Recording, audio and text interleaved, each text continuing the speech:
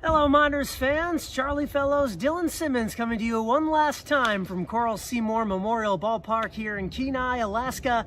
And the Matsu Miners are hoping that this one will be better than the four that came before. They're seeking to avoid a fate that they have never suffered in their history, dropping 5 straight versus the Oilers here in Kenai. Yeah, last night was very tough for Matsu in that loss, but there was one positive after that loss. It's the fact that the offense came up clutch late and made a lot of great plays down the stretch. It was one bad half inning, the bottom half of the 8th, that cost the Miners the game in the end. But I've got a feeling that today things are going to turn over for a new leaf for the Miners. There were a couple firsts we saw in that game that the Miners hadn't done yet this season, and a lot of excitement coming down to the wire. So in case you missed it, here's some highlights.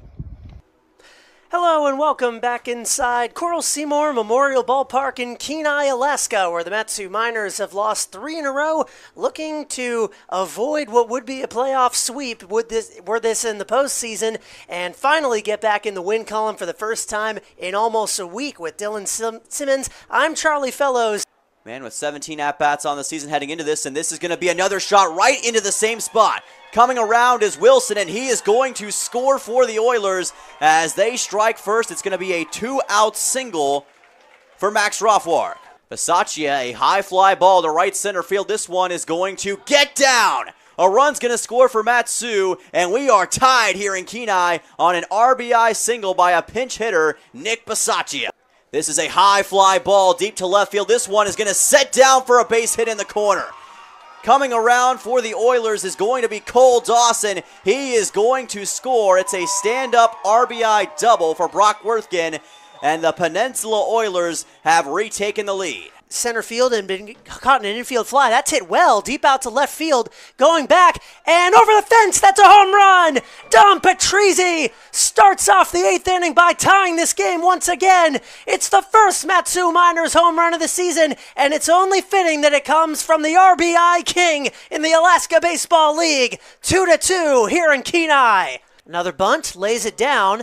Fielded by Wilcox at third base, throwing on in time. No, it gets away from the first baseman, and a run's going to score. He threw it right into the path of Vogelsong Lewis running to first. Christian Perez could not make a play on it, and the Oilers retake the lead. Another 0-2. That's a high bouncer over the head of Smith, fielded by Richard at shortstop, but he threw it away, and another run comes in, which would have come in regardless, but he threw it into the dugout, trying to make an exceptionally difficult play, basically from his knees, to throw to Perez at first. It's another throwing error and another run, 4-2 Oilers. Into the dirt again, and that gets away from Logan Vaughn, so another run is going to score. Just a pitch landed about 2 feet shy of home plate. Vaughn never had a chance. A wild pitch drives in a run, and 5-2 now the score here in the 8th. To the top of the 9th we go in Kenai, Alaska. The Matsu Miners down to their final 3 outs. And he hits one well into center field, going back Colin Robson, and he's not going to get it. That rolls all the way to the wall. Going for second is Drake Kerr. He's going to get there standing up. Now he's going to go for third, trying to come around and score, and doing so without a throw. A run comes in on a triple by Drake Kerr, the first of the season for the Miners, and it's 5-3 here in Kenai. 0-2 again. Ripped down the left field line right at the third baseman, throwing on to first, and it gets past him. It gets past the first baseman, so another run is going to come in to score. Going into second is McCausland. That was a bang-bang play, and is he out?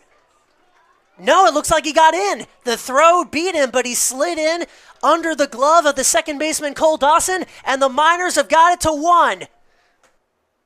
Here's the pitch. And it's hit well out to left field. Going back on it is Vogelsong Lewis, and it falls right into his glove. The Miners gave it everything they had, but it wasn't enough on the final frame. The Oilers survive by the skin of their teeth, a 5-4 win, but a win nonetheless. And it sends the Matsu Miners under 500, 4 wins and 5 losses on the season. They're riding a 4-game losing streak. The Oilers, a 5-game winning streak, and these two teams have now firmly swapped positions in the ABL standings. Apologize for the lack of video there. We had some camera troubles, but we're looking to be back in video and audio mode for this game today. It's not quite as swelteringly hot as it was yesterday, especially inside the press box. And Dylan, Here's hoping that the 5th time will be the charm. Yeah, here's hoping the 5th time will be the charm. I've got a feeling that Matsu is going to be incredibly motivated to get after it in this game. It should be a good one. Let's take a look at the lineups for tonight. We will start with the Matsu Miners. Leading off for Matsu in this game will be Drake Kerr, the center fielder. Then it'll be Blake Bouts, the DH. Don Patrizzi takes over at third base tonight. Nick Ferry will be in left field in the outfield for the first time this season. Kyle McCausland in right field, Brandon Duran the catcher, Chase Wilcox at first base, Nick Bisaccia at second base, Ryan Richard at short, and Tucker Timmerman takes the mound for the first time in this series for Matsu. There were a couple of meetings last night between the infielders and the team's head coach trying to shuffle things around, find something that worked after another couple errors in the infield last night. On the Oilers side, Petey Soto will lead off as he so often does at shortstop. Kyle McDaniel at third base. Colin Robson in center field. He's been quiet since the first game of this series, but still a name to fear. Elijah Vogelsong Lewis in left. Zachary Ferris, the first baseman. Aiden Sullivan out in right. Cole Dawson at second base. Andres Mitat taking over at catcher. And Eddie Leon, that's a name we weren't expecting to see. He started the game, game one of this series as the pitcher, and now he's the designated hitter batting ninth with Aaron Morris taking his spot on the bump. Well, those are some exciting lineups. Should make for some exciting baseball here under the sun on the Kenai Peninsula. Here's hoping that the Matsu Miners will finally get back in the win column and get themselves up to 500 with a little bit of momentum as they head back to Herman Brothers Field for the travel day tomorrow. Before that, though, we've got baseball action coming your way. Charlie Fellows, Dylan Simmons will bring the action to you right after this break. Stay with us.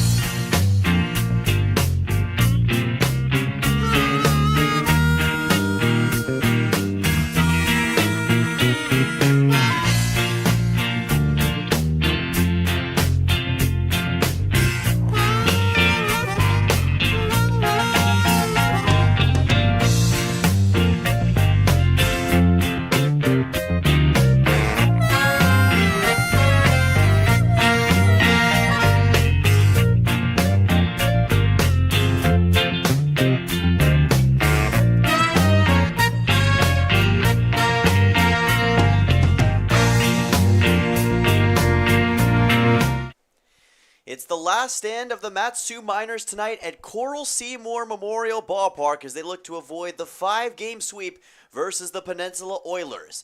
It has been decades since the Oilers have been able to sweep Matsu at home, and with that history on the line, who will write the final chapter in Kenai? What's going on, everyone? Dylan Simmons and Charlie Fellows here this evening, and we've got a massive matchup between the Miners and the Oilers in game number 5, and the intensity in this ballpark is massive, Charlie. It's not an understatement to say that this is the biggest game the Miners have played in so far this season. They came down here looking to hopefully see a sweep in Kenai, and they're dangerously close to seeing one, but being on the receiving end of one. These Oilers rolled over the first 2 times these teams played against each other, but they have played admirably and defended their home field in 4 out of 4 tries. This is the deciding game. Of course, the Oilers have already won the season series, or the series here down in Kenai, but it's an important chance for the Miners to get one on the board and get some momentum as they head back to Palmer tomorrow. Yeah, like you mentioned, right now the key for Matsu is getting momentum back here in this 2024 ABL season, coming off 4 consecutive losses to these Oilers, and the season series is still on the line. If Matsu can win this game and win out from here on out, they would take the season series and have tiebreaker over Peninsula, so that potentially on the line as well today.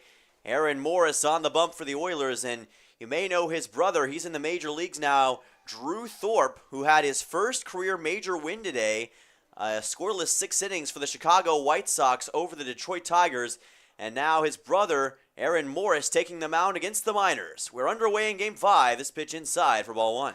That's especially great accomplishment coming for the team he plays for. You don't get a ton of opportunities for wins, period, with the Chicago White Sox.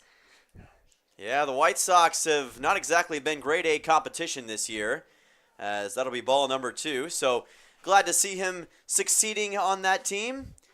Matsu trying to potentially put themselves back in the win column tonight as well, doing it against these Oilers. Kerr lets it go by, and that will be ball 3.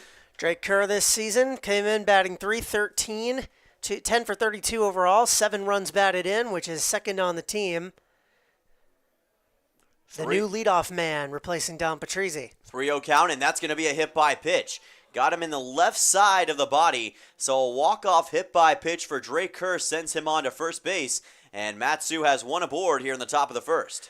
Probably would have been better for his body if he had just danced out of the way and let that go past for ball 4. That was essentially just a walk, just a painful one, but it does the job. A leadoff free pass issued by Aaron Morris. Nothing great ever came of something like that. Blake Ballot's now at the plate for Matsu. So far in this series, the Oilers have been able to come up huge in the biggest moments. Last night was no exception.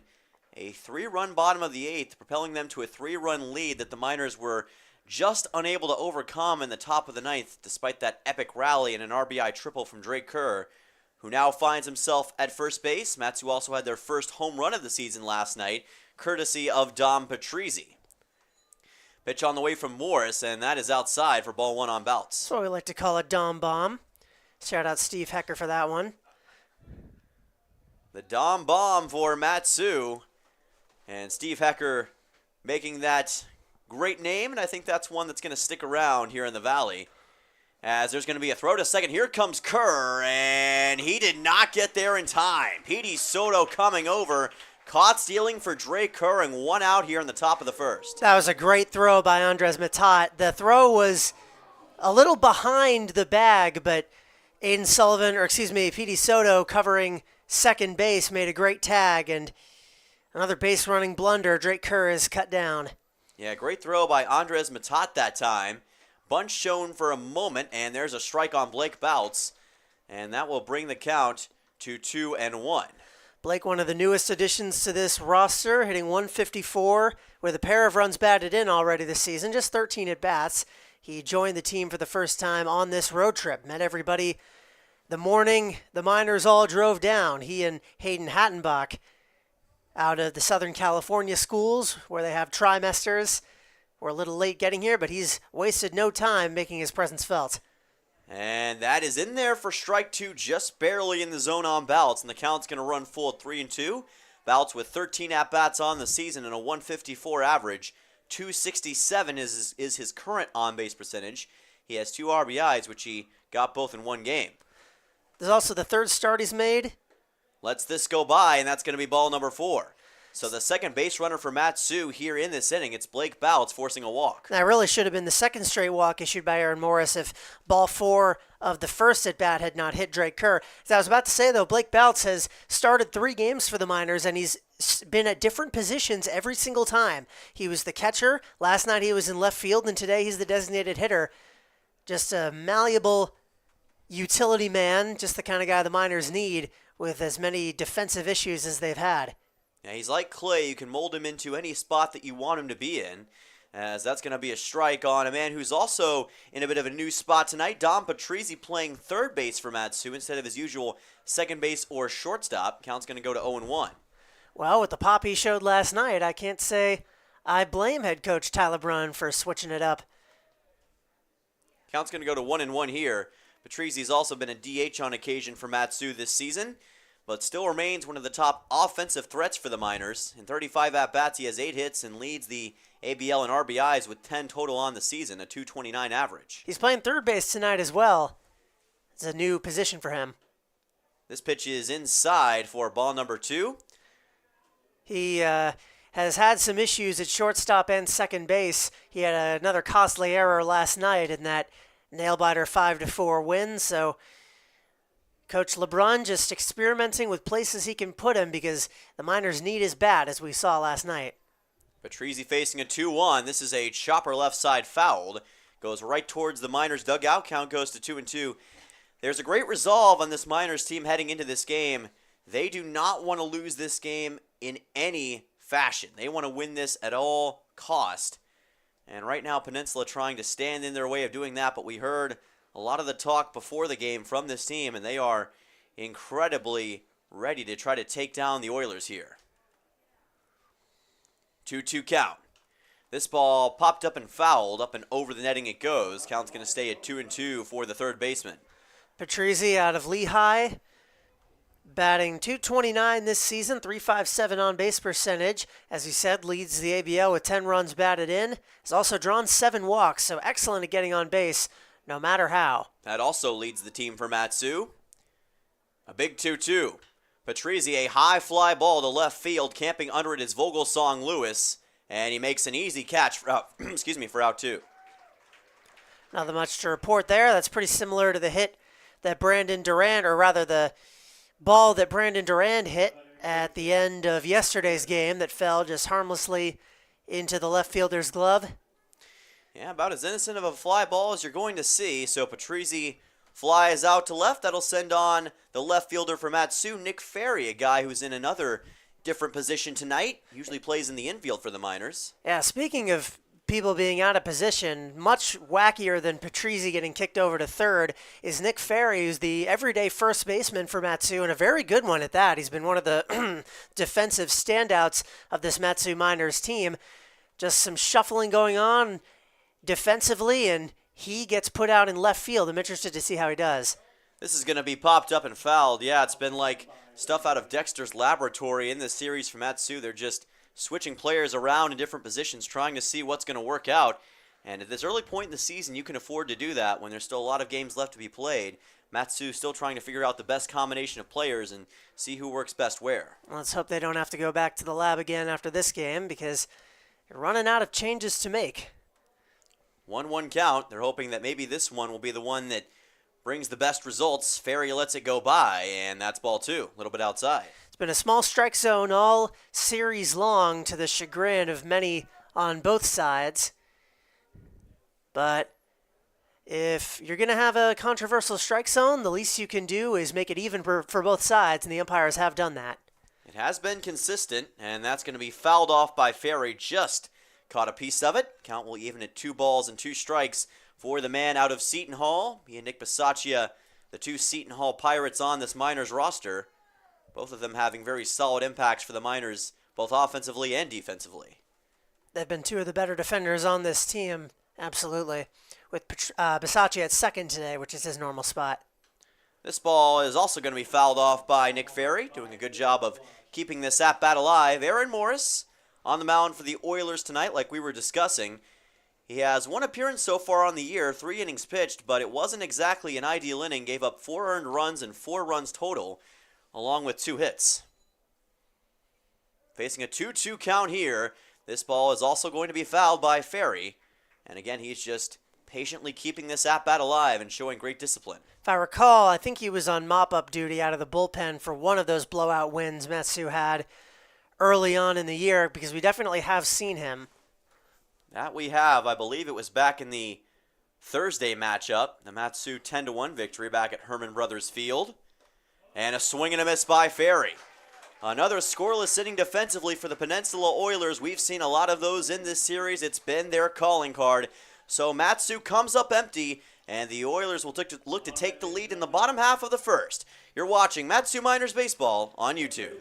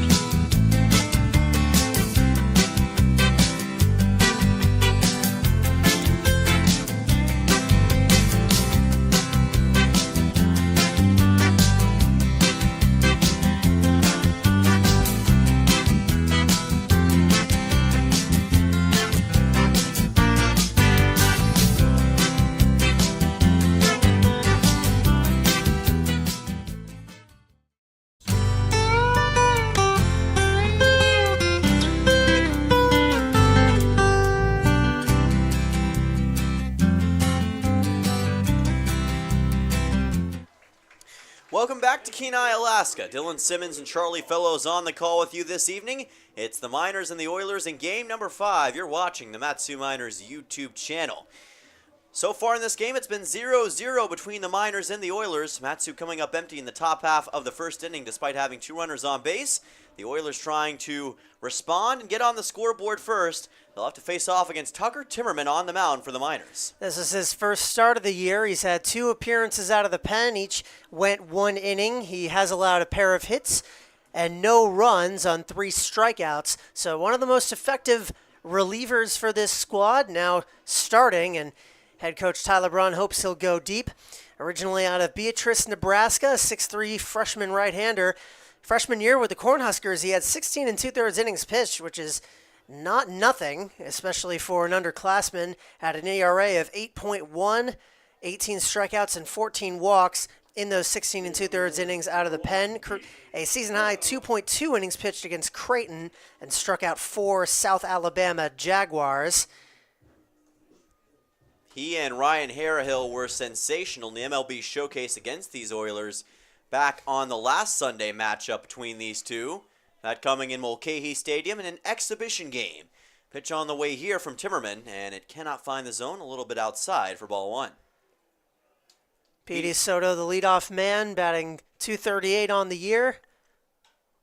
This ball is popped up into shallow right field. Chasing after it is Bisaccia, but instead he's going to let Kyle McCausland come in, who is also racing towards it. That's going to be a quick out for the Miners defense. Great defensive communication there. I was worried that there might be a misunderstanding between Bisaccia and McCausland. We're both going for it. No one really was ready to commit, but Bisaccia bailed out and let McCausland take it because he had better position. And that's the kind of communication that you want to see from this Matsu defense, especially early on. The defense has cost them on occasion in this series, and you could argue it's cost them a couple of games at least, as that does not find the zone for ball 1. Kyle McDaniel at the plate, the third baseman today for the Oilers, a position he has been in the past. He's also worked as a second baseman in this series for the Oilers. Count going to 2-0. He's been hot his last few games. He's got 3 hits on the season, all of them in this series. This ball is flown out into foul territory. No one going to be able to make a play on it. It lands near the chain-linked fence, and the count goes to 2-1. Overall, McDaniel hitting .136 with a pair of runs batted in. The third baseman out of Pahrump, Nevada, Utah Tech, teammates with Soto, who was just cut down. A lot of Utah guys on this roster. Of course, Aaron Morris, another one. Yeah, very heavy Utah Tech presence, especially today for the Oilers. It's been one of their favorite schools to recruit from here in 2024. Pitch from Timmerman. This time he lays it in perfectly, and the count goes to 2-2. Nice breaking ball from the Nebraska man. Some people in the Matsu Miners organization were joking that they're going to stop recruiting. Here's a line shot into left and right to Nick Ferry. Not used to being out in the outfield, but no sign of that right there. A nice out for Matsu. Makes that play look easy. As I was saying, they were talking about not recruiting below the Mason-Dixon line anymore because of how comparatively flat the offense had been in those cold weather games that we saw early on in this road trip. So maybe that's an untapped market for the folks up in the valley. This ball is fouled off by Colin Robson, who has been red hot for the Oilers as of late. He has been, no question about it, the most dangerous hitter for Peninsula. He's got the number 2 batting average in the league at .385 and just continues to be a machine as he will also foul this one off. Count will quickly go to 0-2. He also leads the ABL in home runs with 2, both of those against the Miners. Yeah, he's been quiet the last couple games, does have a few hits, but no real damage inflicted, but it's only a matter of time with a guy like him. As the count's going to go to 1-2, just his sheer presence alone at the plate can be very tough for Matsu to deal with. 1-2 count by Timmerman, and the pitch is low for ball 2. A little bit of a bobble by Brandon Duran, but thankfully nobody on base as the ball got past him. Elijah Vogelsong Lewis currently on deck if Robson can get on base. Timmerman trying to make sure that doesn't happen. This pitch is low towards the dirt, and the count is going to go full 3-2.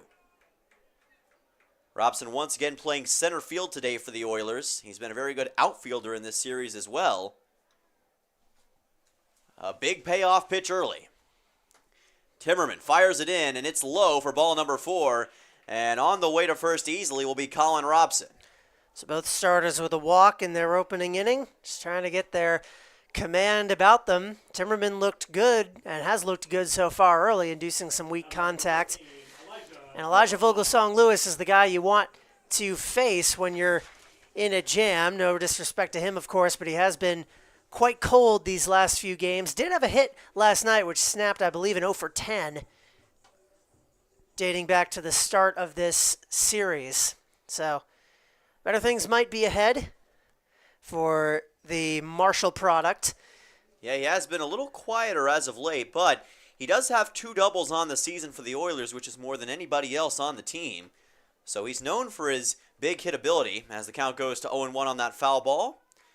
Always a threat from the plate, much like Colin Robson, who is currently at first base. Timmerman the pitch. This ball also fouled off in an 0-2, and I'll tell you what, you can see Robson, he is speeding around these bags today. He took off after the walk was issued by Timmerman, even though he was not needing to use that much speed. He went to first base quickly anyway. They've had a couple guys get thrown out at home in that last game. Also, a few guys get picked off during this series, so better safe than sorry in that situation, for sure. 0-2 count. And he struck him out. Tucker Timmerman steps up and delivers against Elijah Vogelsong-Lewis, a K looking, and that will end the first inning. Both teams with a goose egg on the board, but some great defensive baseball on both sides. We'll be back for the top half of the second. You're watching Matsu Miners Baseball on YouTube.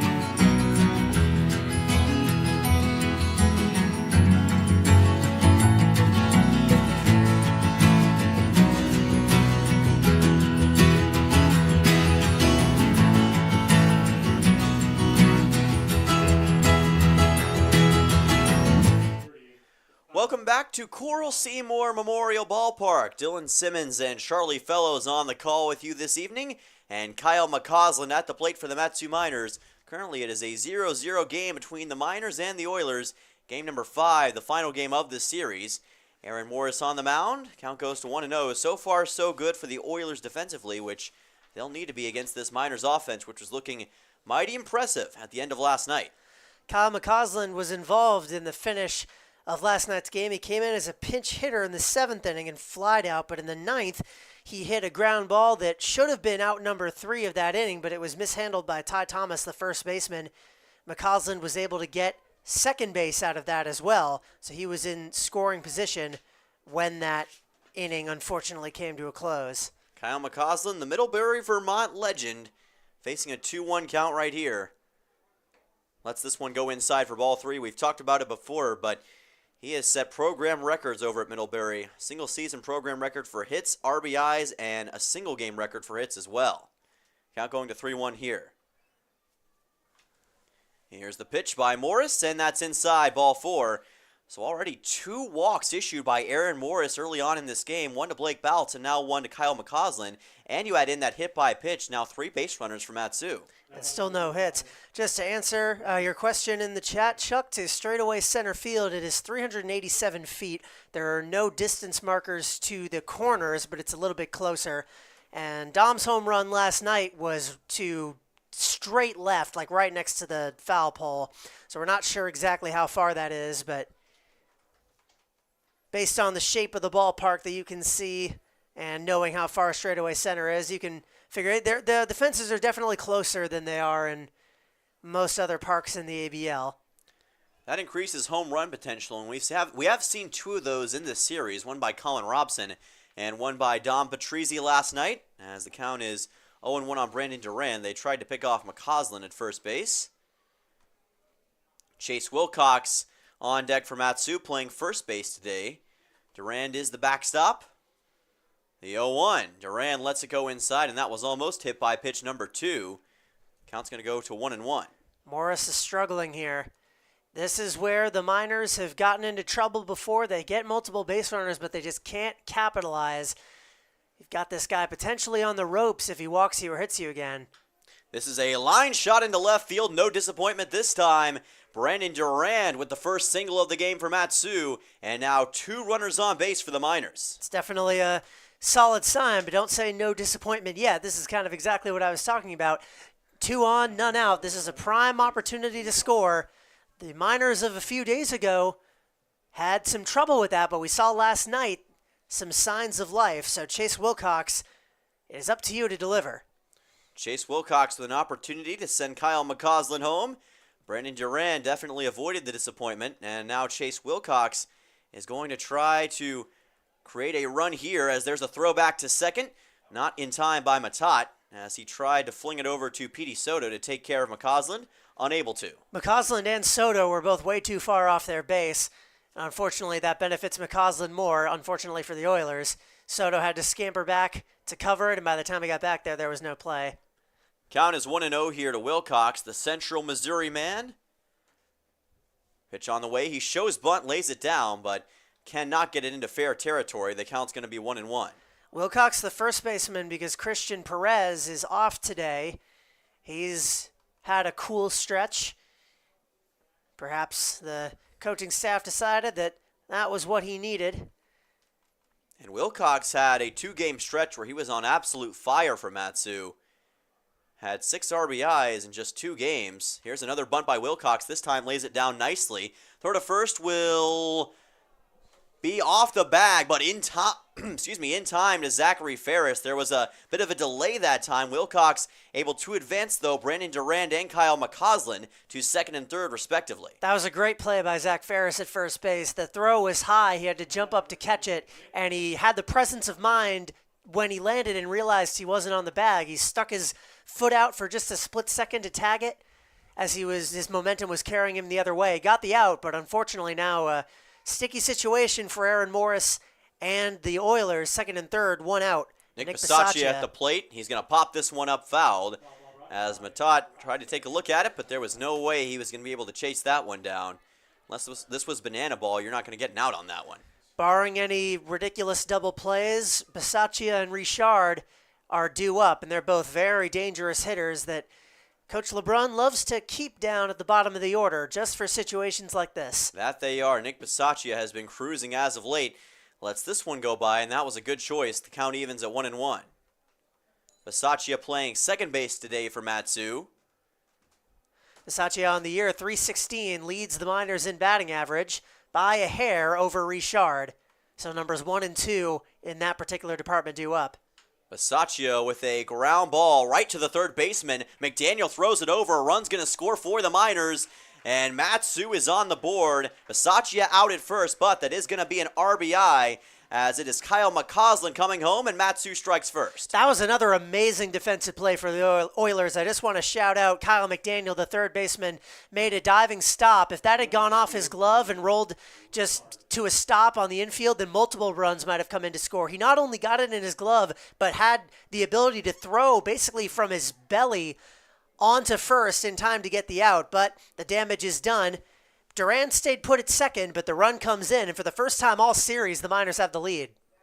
Matsu Miners on top in this series. Like you mentioned, for the first time in the last 5 games, it's Ryan Richard at the plate. That was an incredible defensive play by Kyle McDaniel. He did a heck of a job to get it over to first, but that is an RBI for Nick Bisaccia. And the Miners batters who are over 300 for their average, it's he, Drake Kerr, and Nick Bisaccia. And Richard is batting .314 to Bisaccia's .316, albeit with almost twice as many plate appearances. Richard, one of 3 players on this squad, Patrizi and Kerr the others, that have appeared in every game for the Miners this year. I believe Richard is the only one that started all 9, although Kerr might have as well. Patrizi was a pinch hitter a couple days ago. They've been cornerstones of this Miners offense and defense. Here's a swing and a miss by Richard, and the count goes to 2-2. So Bisaccia just got himself his 3rd RBI. Richard trying to do the same. Richard has an opportunity. Brandon Durand in scoring position, but that's the only base runner for Matsu. Miners could take a 2-0 lead if Ryan Richard can send one towards the outfield. This is a chopper right up the middle. Soto makes the play, throws to first, and he got there in time. A nice 6-3 put out by the Oilers, but the Miners do put a run on the scoreboard. Nick Bisaccia sends in Kyle McCausland, and the Miners are on top for the first time in this series. We'll be back for the bottom half of the second to see if the Oilers can answer. You're watching Matsu Miners Baseball on YouTube.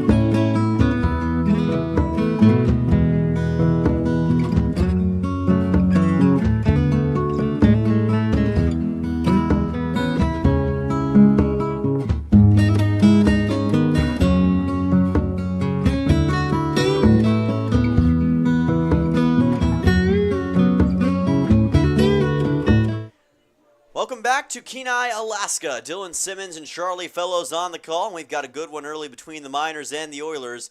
1-0 Matsu on top. Nick Bisaccia drives in a run in the top half of the second inning. Zachary Ferris will lead off for the Oilers here in the bottom half of the second. The man out of El Cajon, California, a junior, 6'4", 220, played for Southwestern Community College this past year. And as I understand, I believe he is transferring to a new university in the near future. Yeah, that was Faulkner, the college that we heard announced over the PA system, so perhaps our boards need some updating. Here's a high chopper right towards the mound. Easy throw for Timmerman. He got it to first, and that is going to be a quick first out. Went with the potentially risky overhand throw to first, but nothing bad happened. Good early sign by Tucker Timmerman. So no Ferris wheel for Zachary Ferris this time, as Aiden Sullivan heads to the plate. Right fielder for the Oilers. Thus far this season for Peninsula, Aiden Sullivan has played in a few games as that pitch goes by for ball number 1. He has 20 at-bats on the season with 3 hits, 3 RBIs, but he has struck out 6 times. 1-0 count. Here's a high fly ball deep to left center field. Back towards the wall it goes, and this is going to set down right between the center and right and left fielders. Coming around to third base now and stopping will be Aiden Sullivan with a triple for the Oilers. That took Nick Ferry a long time to find out in left field. That might have been some of his positional unfamiliarity showing through with him and Drake Kerr. Didn't quite coordinate that. They collided with each other, and then it took him a moment to find the ball underneath the wall. If it had taken him a beat longer, then Sullivan might have had an inside the park home run there, but as it stands, not as that outcome is about 5% better for Timmerman. He's now got a pitch out of the stretch to Cole Dawson.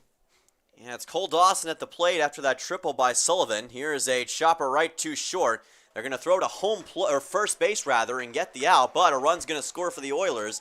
It's going to be an RBI for Cole Dawson, and this game is tied.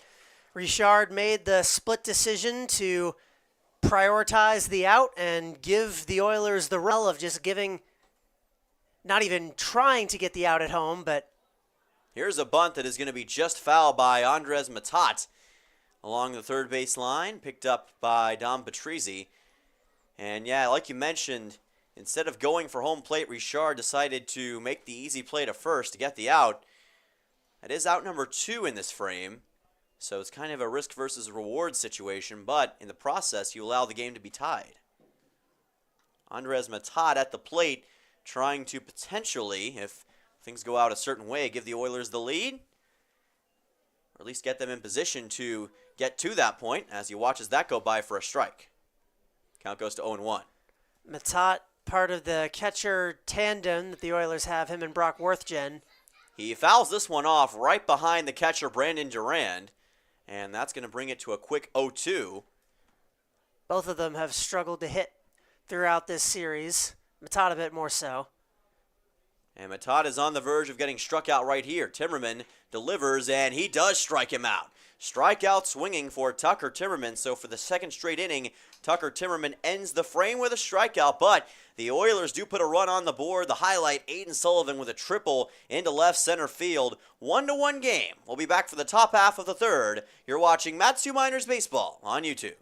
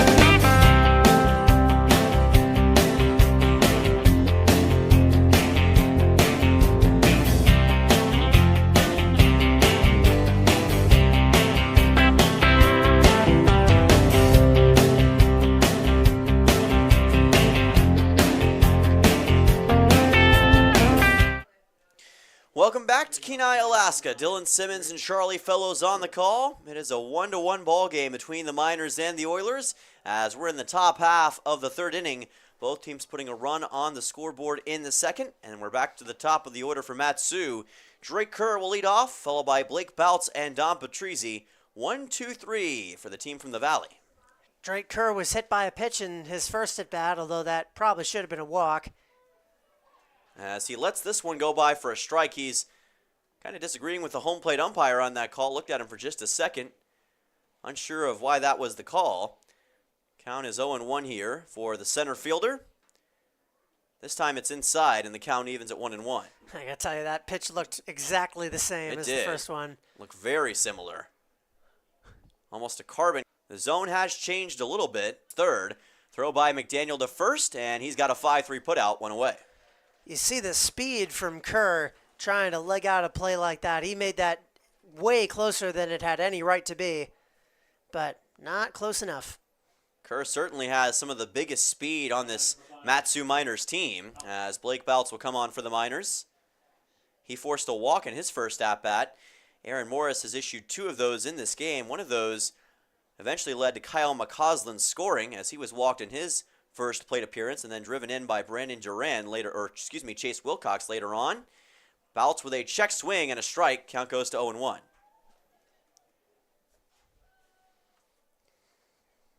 So Blake Boutz back in the order today for Matsu, working as the designated hitter. Man of many talents. You can put him in the outfield, you can make him your backstop, and you can make him your DH. Count goes to 1-1. Clearly the member of the catcher trio for Matsu that head coach Tyler Brunn values most as a hitter, although Brandon Durand has had his moments. Durand has been solid throughout the season, although sometimes inconsistent. This one goes by for a 2-1. And of course, you almost feel as though that will only get better as the season progresses. Fact is, we're still very early on in the year, and there's a lot that will and we'll see change as time goes on. There's a strike, and the count goes to 2-2. The other thing about the Alaska Baseball League, as much as we love and cherish all the players that are currently part of this roster, the roster about a month from now will look different, just inevitably. Guys will get hurt. Guys will reach pitch limits that are set by their college coaches and need to be swapped out for other people. So there are always going to be new faces coming and going, and we'll see what the coaching staff makes of that. Yeah, it's part of it. Full count, 3-2. This goes by, and that's going to be a walk forced by Bouts for the second consecutive time. He's on to first base, and for the second straight time, it's also on a full count. Aaron Morris up to 3 walks, plus that hit by pitch. Throwing a lot of pitches and not showing really any consistent ability to find the strike zone. Yeah, zone integrity has been a big problem for Aaron Morris early on in this game, and it's allowing Matsu to find their way onto base.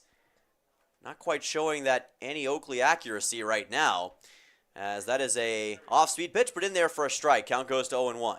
Patrizzi flied out to left field back in the first inning.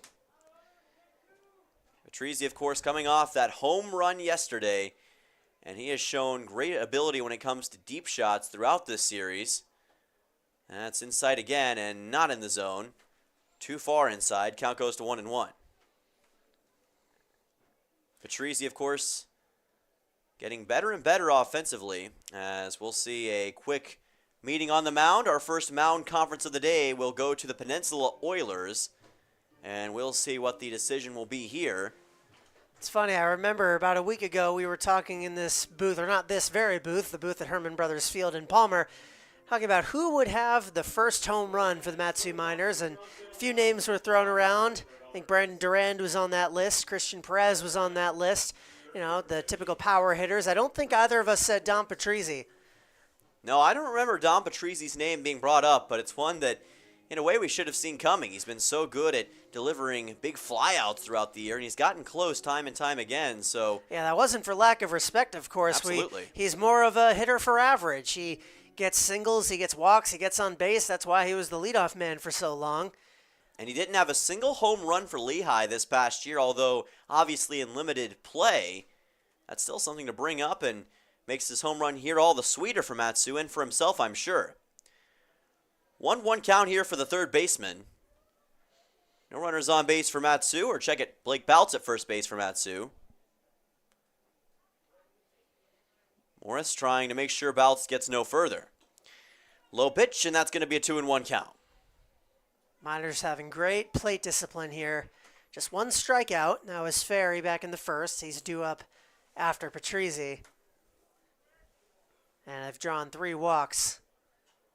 Pitch to Patrizzi, and he's going to swing and miss. The count's going to go to 2-2 on a nice low pitch by Aaron Morris. That's one that Patrizzi may want back. It probably would have been a ball in that situation, but it dropped in perfectly. And now a massive 2-2 coming up for the man from Lehigh, and this time it's in the dirt for ball 3. Yeah, they're breaking balls. They're very rarely breaking strikes. Unless the batter swings at him, which is the whole idea. 3-2 count. Patrizzi with a big one coming up, and he let it go by. That was a smart decision. Ball 4. And a second straight walk issued by Aaron Morris. Runners on first and second for the Miners. I think there's starting to be a little bit of activity in the Oilers' pen, but not that much. And considering how much Aaron Morris is struggling here, that phone call might need to be made sooner rather than later. Yeah, I think the sense of urgency from the bullpen might need to be a bit higher for the Oilers. Of course, Matsu has struggled historically in these situations in this series, as that is fouled into the net. Count goes to 0-1. Yeah, but that's the kind of thing we don't mention, you know, although I mentioned it back in the first inning, so I'm guilty of that too. Just hard to forget. But this is a new day. We saw it yesterday.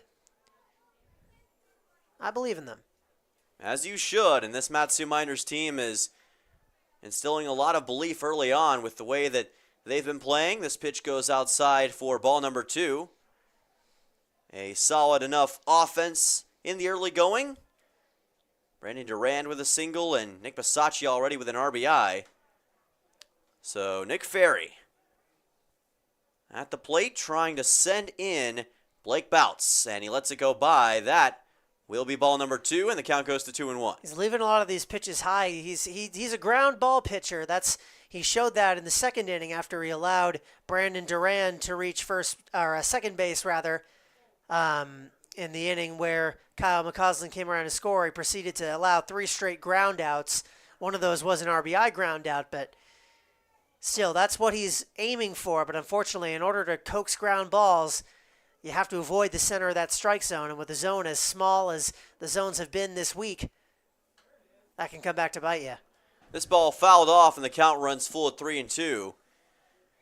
And again, that strike zone has been ever-changing throughout this series. Matsu for the next game will play the Anchorage Bucks back at Herman Brothers Field on Monday. They'll have an off day tomorrow to get back to Palmer. Team leaves at 7 a.m., so it's going to be an early start time.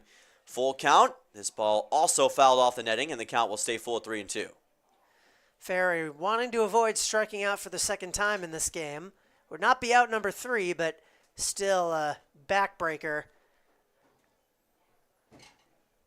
And Nick Ferry, a guy who has been known to step up in big moments before.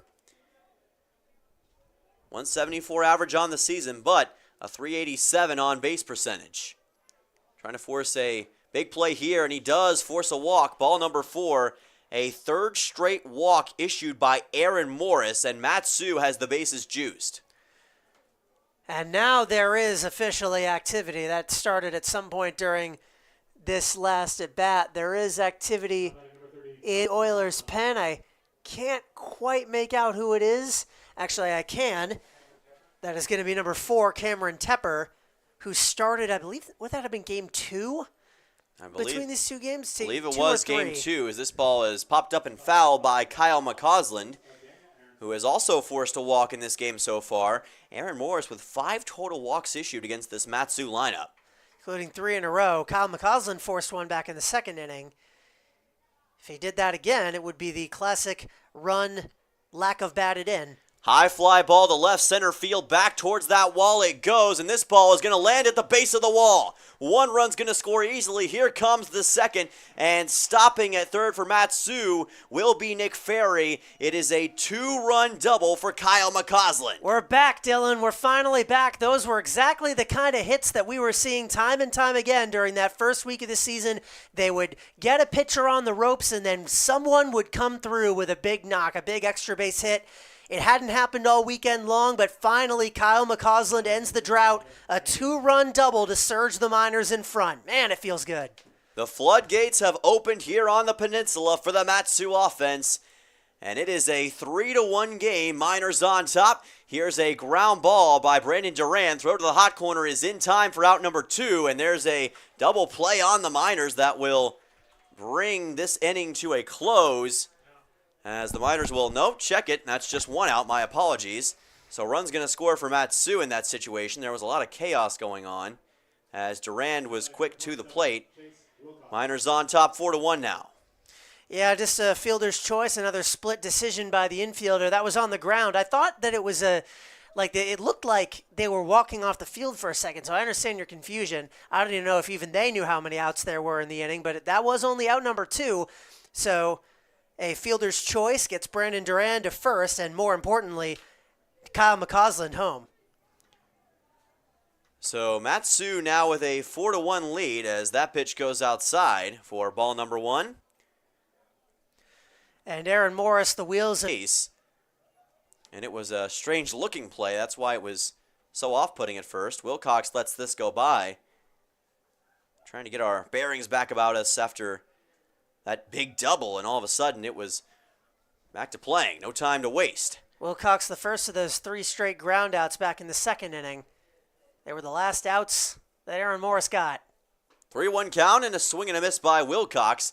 That'll run the count full for the Central Missouri Mule, who has a sacrifice bunt in this game in his first plate appearance. Didn't score a run, but did advance the runners. No runners on base here. Full count, 2 outs. Wilcox will foul it off the end of his bat, and the count will stay full at 3-2. Brandon Durand, of course, running on a full count with 2 outs. You run no matter what because there's no downside. Either it's a hit or it's not. No harm, no foul for Chase Wilcox in this situation, so go ahead and swing at it, and if you have an opportunity, go for the big one. As that will also be fouled off, and he continues to extend this at-bat. It goes all the way outside the park boundary and into the parking lot. It's a gravel parking lot here at Coral Seymour Memorial Ballpark. Count staying full at 3-2. Morris just allowed 2 hits in the entire game. Of course, that double by McCausland, the most costly, but it's been the walks. And that's a hit-by pitch right on the ankle, it looked like, of Chase Wilcox. If not, it was the lower leg. Thankfully, looks like he is off and running okay. That's a hit-by pitch and runner on first. Literally about to say, the walks and the hit-by pitches, the free passes, we'll call them, combined, he's issued 6 of them, 4 walks and 2 hit-by pitches. And here comes Kevin McCann. This is going to be the end of Aaron Morris's day. And a day to forget. The final line, 2 hits, just 1 strikeout, 3 walks, 2 hit-by pitches, and 4 runs allowed. And he leaves Brandon Durand on second and Chase Wilcox on first, a pair of potential runs that could be charged to him pending how Cameron Tepper does. So the day ends for Aaron Morris, and Cameron Tepper soon to come on. Not an ideal inning for him here in the top half of the third, giving up 3 runs and giving up 4 runs in the first 3. And now Tepper is going to be brought in to try to limit the damage. He'll inherit a runner on first and Chase Wilcox and a team down by 3 runs, but hopefully a solid outing of pitching for his sake can help the Oilers back into this. Matsu trying to keep the pedal to the metal and extend their 3-run lead. Cameron Tepper, a freshman lefty out of Cal Baptist, has appeared 3 times this season. Total of 5 innings pitched, a 3.60 ERA. That's 5 earned runs in those 5.2 innings pitched. Has allowed 5 hits in total. He's 0-1 in total this season, and I think that loss did come at the hands of the Oilers. Aaron Morris, of course, in line for the loss right now. Nick Bisaccia will be the next man up at the plate for Matsu. They came into the series with a 4-1 record in Alaska Baseball League play. They have since dropped to 4-5. The Oilers at 5-3 in ABL play and currently in possession of second in the ABL standings. The Anchorage Bucks on top at 7-2 in ABL play. If this score holds, it'll get Matsu back above 500 to 5-5, still behind the Oilers, but I believe that would get them past the Chugiak Eagle River Chinooks on percentage points for third in the ABL. And of course, there's still a long season, lot of more games to play, including a doubleheader coming up on Tuesday against the Anchorage Glacier Pilots. Yeah, there's a lot left to be decided and a lot of baseball left to be played, like you mentioned. And for the Matsu Miners, that is the most important thing to consider right now. Even though they may be down in the standings, they are not out by a long shot.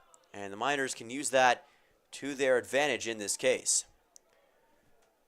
So for Matsu, they're going to have runners on first and second, as Brandon Durand will be at second base, Chase Wilcox at first, and Nick Bisaccia at the plate for the Miners.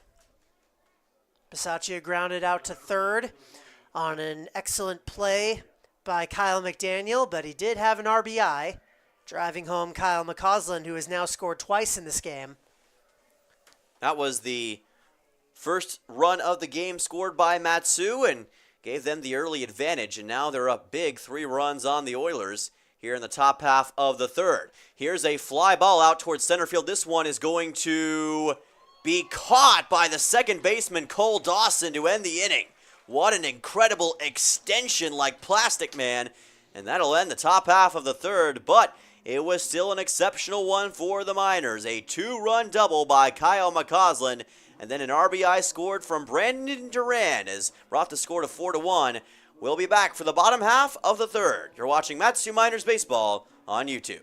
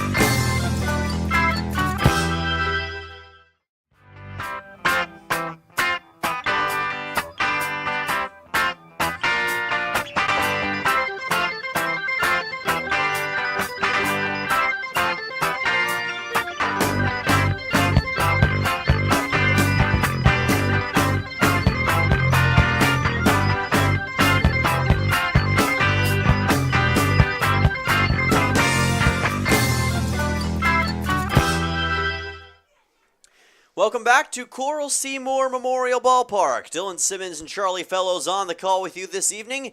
It's Game 5 between the Miners and the Oilers, and Matsu with a big 4-1 advantage after a masterclass in the top half of the third. 3 total runs scored, and the Miners with their biggest lead of the series now trying to ride that wave to a victory. Tucker Timmerman on the mound, and the home plate umpire will stop play for just a second as Eddie Leon is the man at the plate to lead off for the Oilers. He was a sensational pitcher in game number 1 of this series, part of that dramatic 11-inning win for Peninsula.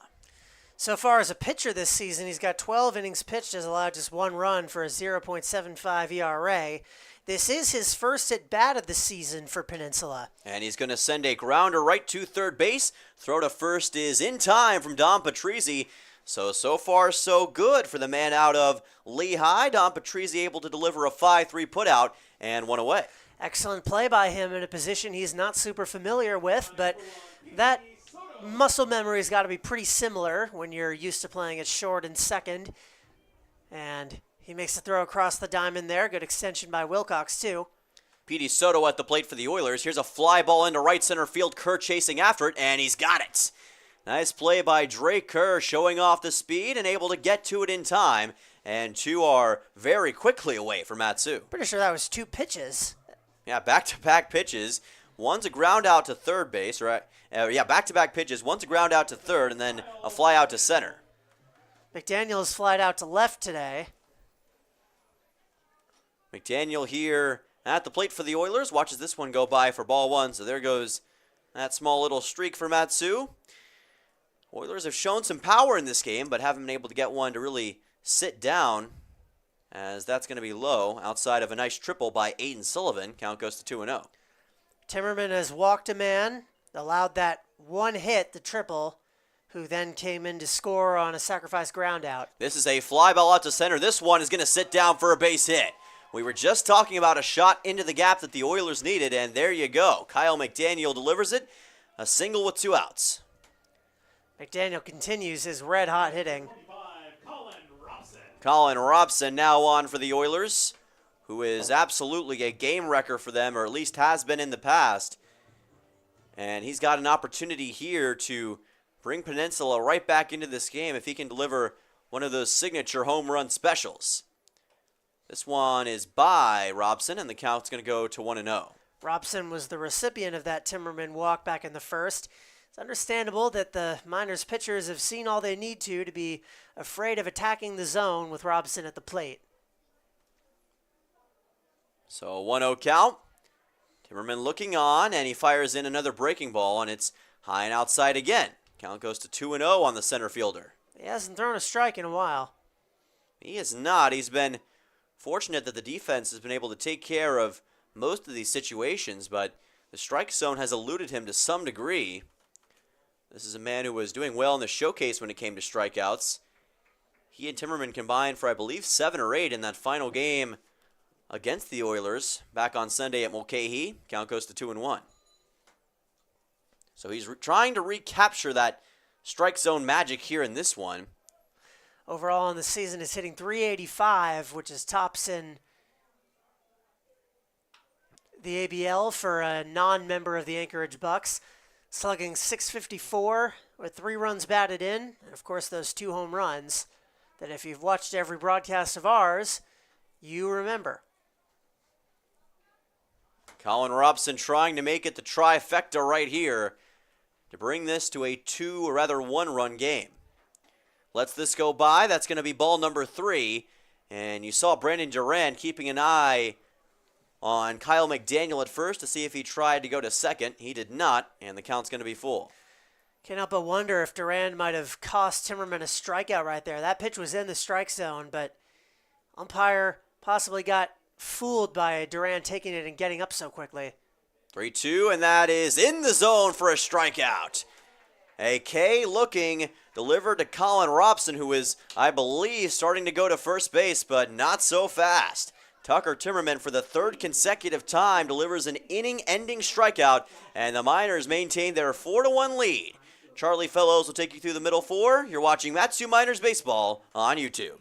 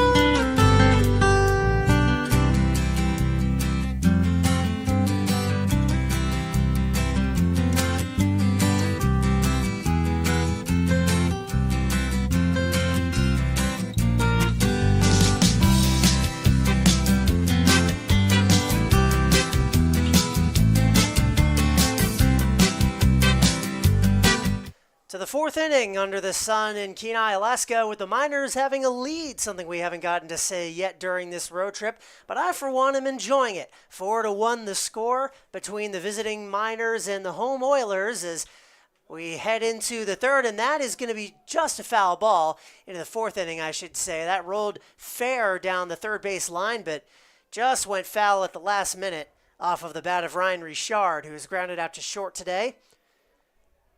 Miners looking for a feel-good win after there has not been much to feel good about during this trip down south. That was about as close as it gets when it comes to a fair ball that time. Bit unfortunate for Richard, but still got a 0-1. That pitch goes to the backstop, 1-1. The man out of Baton Rouge Community College has struggled a bit at the plate in the last couple games. He takes one low. Cameron Tepper got the out to end the last inning, a pop out to second base off the bat of Nick Bisaccia. And 3-1 the count now. That play looked really impressive with a diving effort, but I am of the opinion that it looked much more difficult than it needed to. Yeah, especially when you look at the placement of the baseball, where he was on the field. And that's ball 4. Another leadoff walk, this time issued by Cameron Tepper, the fifth overall issued by these Peninsula Oilers. It's tough to win a game when you're out walking your opponent 5-1, as is the case right now. And we head to the top of the order once more, Drake Kerr. Yeah, and this has been a thing the Peninsula hasn't really struggled with in this series. They've been so good about avoiding these mistakes and these free passes, and right now they just keep it up, and it's just allowing Matsu more and more life in this game, something that they haven't had a lot of in this series. Usually it's been the Miners making these mistakes in the game in this series, and now it's the Oilers. The shoe's on the other foot. Throw came into first, nothing doing there. Laid down a bunt at Drake Kerr, but it rolls foul. He tried to do the Ichiro bunt where he was running before the ball even made contact with the bat. That was a heck of an effort on it, too. If that had been fair, it would have been one of the best bunts we've seen of the year. Of course, Drake Kerr, known for his bunts for Matsu. He's probably the best bunter on the team. He's got it down to a science, and every time he steps up to the plate, you have to consider that as an option. And he may not be done with it in this at-bat either. I would say he absolutely is the best bunter on the team between his sack bunts, and he has made it to first base on just a straight-up bunt multiple times during this series. Here's the 0-1. Fouls the bunt back. And the Oilers have tried that a lot on Matsu as well. They've used the bunt to their advantage time and time again, and that's what cost Matsu in a lot of games, especially last night in the bottom of the 8th. They really couldn't contend with the Oilers bunting and made a few throwing errors, and all of a sudden you're down after being up for a slight amount of time. So that is something that the Oilers have used to their advantage, and now Matsu kind of trying to counteract that here. 0-2 from Tepper. Into right field, that'll drop down for a base hit. Drake Kerr's got his first hit of the day, 3rd overall for the Miners, and once again, Matsu in business to start this inning. 1st and 2nd, none out. The pain does not relent for the Oilers, and Peninsula perhaps having some deja vu to last week. Yeah, we were wondering when this Matsu offense would get back to the way they have been in this season, and they have certainly found a spark here in this game. They saw a little bit of that last night, and they are playing much more consistently, driving in runs, scoring runners in position. It's been a much more effective outing, and the biggest thing, they're not stranding runners on base nearly as often and nearly at the same rate that they were. This is the confident Miners offense that we were looking for, and it is great to see them back. 1-0 coming from Tepper to Blake Boutz, who has drawn a pair of walks in this game. And he shows bunt, lays one down the third base line, fielded by McDaniel, throws over to first in time to get the out, but the runners will advance. Boutz doing what he needs to do, a sacrifice bunt, gets Kerr and Richard into scoring position with one away. Nice bunt. That was kind of a Drake Kerr special that time by Blake Boutz right along that third base line. Good job by McDaniel. He's shown some great talent here in this game at the third base spot. Able to get it to first in time. Good recognition, but that's a heck of a bump by Boutz, and now all of a sudden for Matsu, you've got 2 runners in scoring position with just 1 out.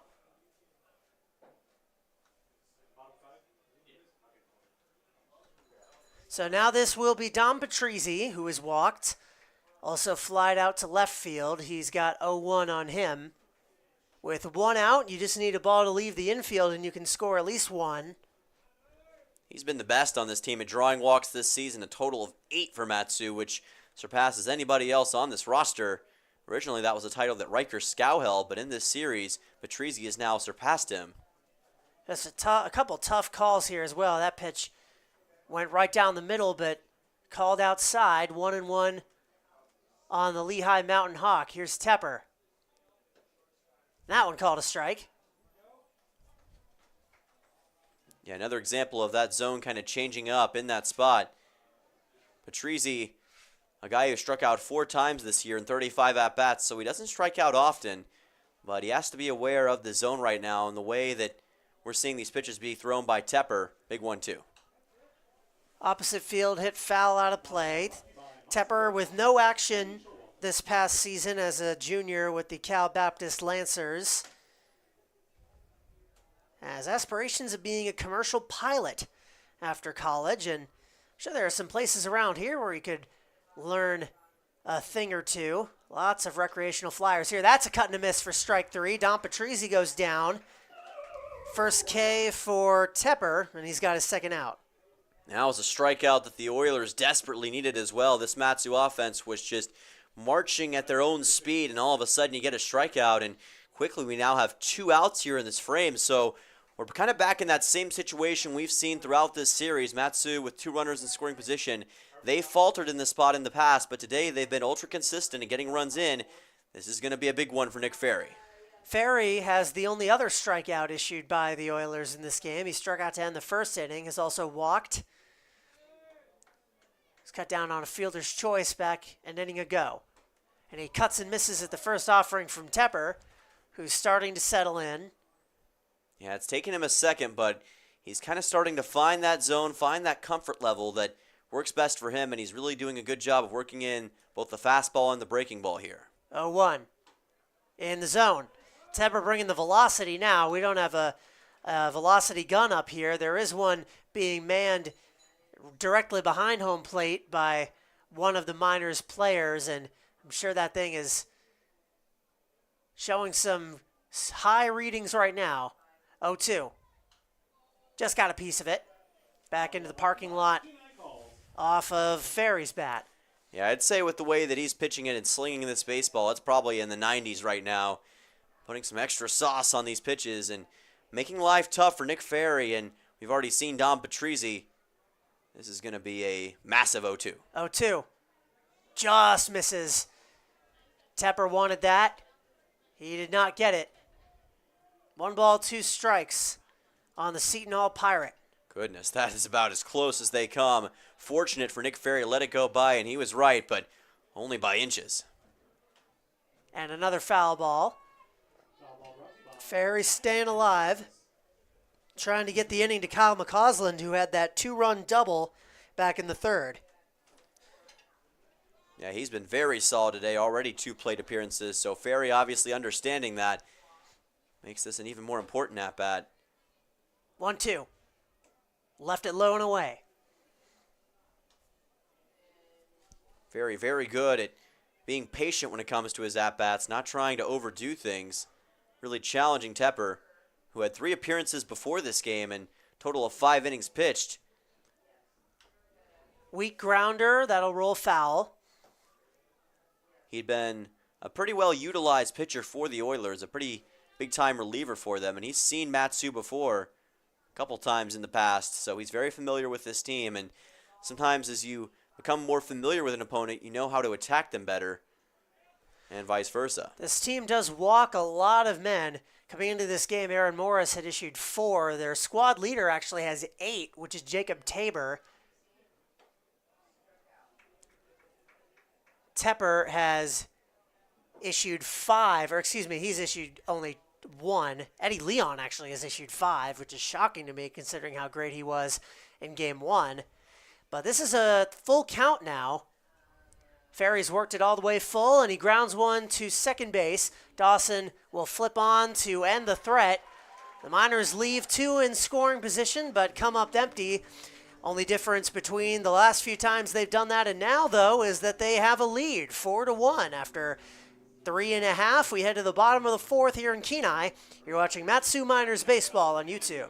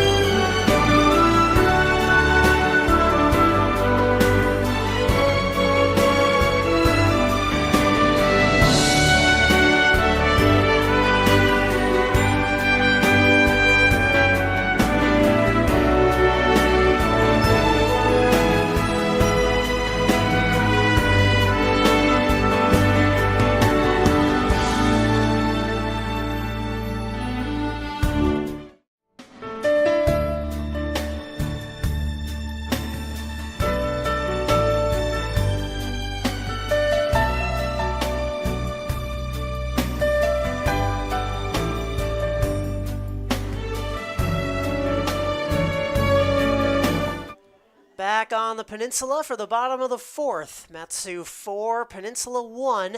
They get a chance to bat here, trailing for the first time in this series. Elijah Vogelsong Lewis, Zach Ferris, Aiden Sullivan, the three due up to face off against Tucker Timmerman for a second time, who through 3 innings has allowed 2 hits, 3 strikeouts, a walk, and 1 earned run.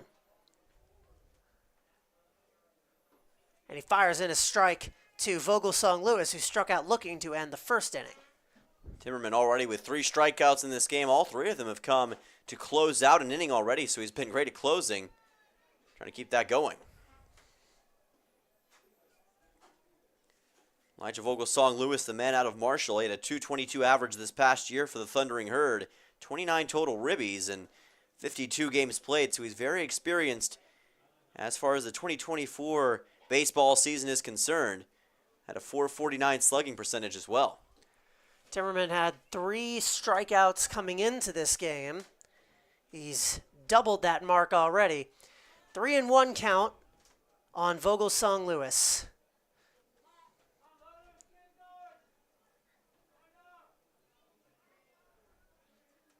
Pitch. And that's hit well out to right. Going back on it and making the catch right at the base of the wall is Kyle McCausland. That looked smoked off the bat, and it made the Middlebury man retreat a bit, but still a makeable play for a loud out one. Yeah, that was a dangerous swing from Elijah Vogelsong Lewis that time. Sent that one way out to right field, and fortunately it just barely stayed in the yard, enough to where Kyle McCausland can make an easy play on it, but that is a fortunate thing for Matsu to keep the score at 4-1. This is lined past the diving first baseman for a base hit off the bat of Zachary Ferris. He's on with a 1-out single.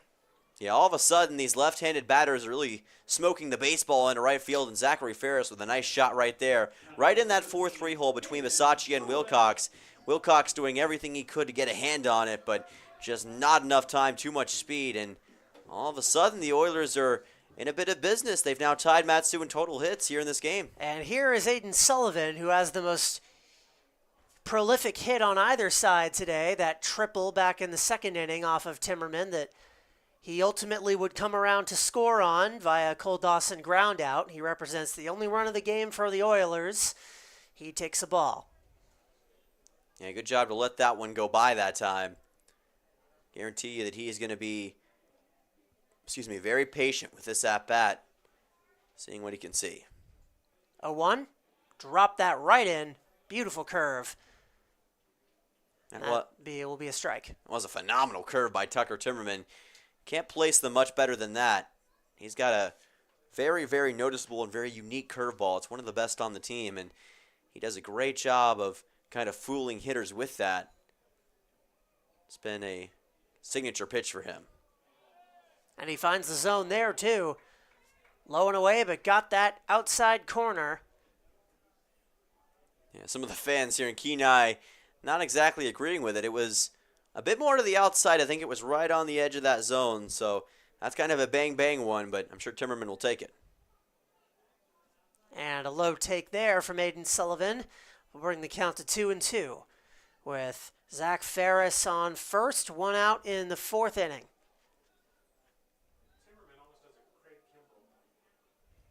Timmerman's 2-2.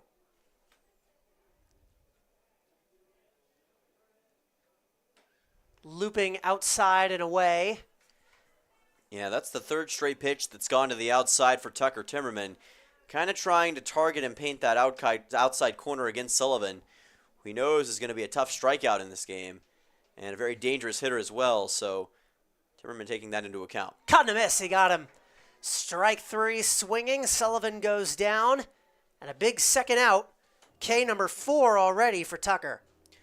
We saw the 3 consecutive pitches to the outside. This time he kind of brings it right towards the middle, and that was a perfect pitch against Sullivan. Aiden able to do nothing with it, closer to his knees, and that is the special factor that Tucker Timmerman can bring. That's why he plays for a Big Ten school. Cole Dawson heads into the batter's box to the strains of his walk-up song, Running with the Devil. And he takes a strike. Dawson already with an RBI in this game. That coming back in his first plate appearance, brought in Aiden Sullivan. But now facing an 0-1 with 2 outs here. 0-1. Finding the zone. Timmerman is a zone filler today and just daring the Oilers bats to make him regret it. So far, aside from that one Sullivan triple, they have not. I love the confidence he's pitching with, too. Getting into a routine, not making a lot of mistakes, not differentiating much. It feels like he's in true control of this game right now. Here's his 0-2. Swing and a miss. On a ball in the dirt, he got him 2 straight Ks, and he has ended every inning so far this game with a strikeout. He's got 5 overall, just dealing here, and the scoreboard reflects that 4-1 as we head to the 5th. You're watching Matsu Miners Baseball on YouTube.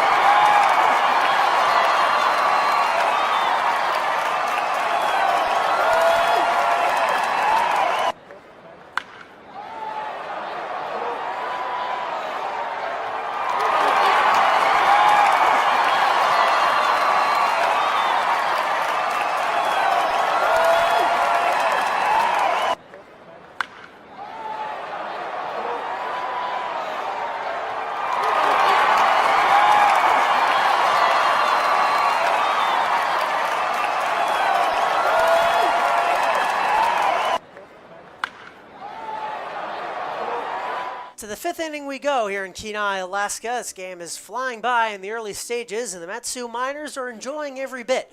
They lead 4-1 off of a big third inning in which they scored 3 runs, and the man who was the catalyst for that is now at the plate. Kyle McCausland has walked and doubled.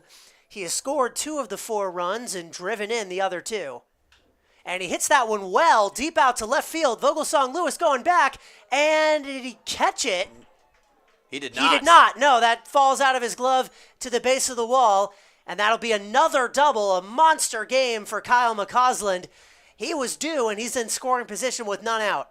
My gracious, absolutely blistered that one into left field, and Vogelsong Lewis did everything he could to come up with it, but he banged off the wall, and that probably made it to where he couldn't keep full control, or probably couldn't even get a good look at the ball That was just a signature shot. And how about Kyle McCausland? He is absolutely balling in this game. He had a walk in the first at-bat.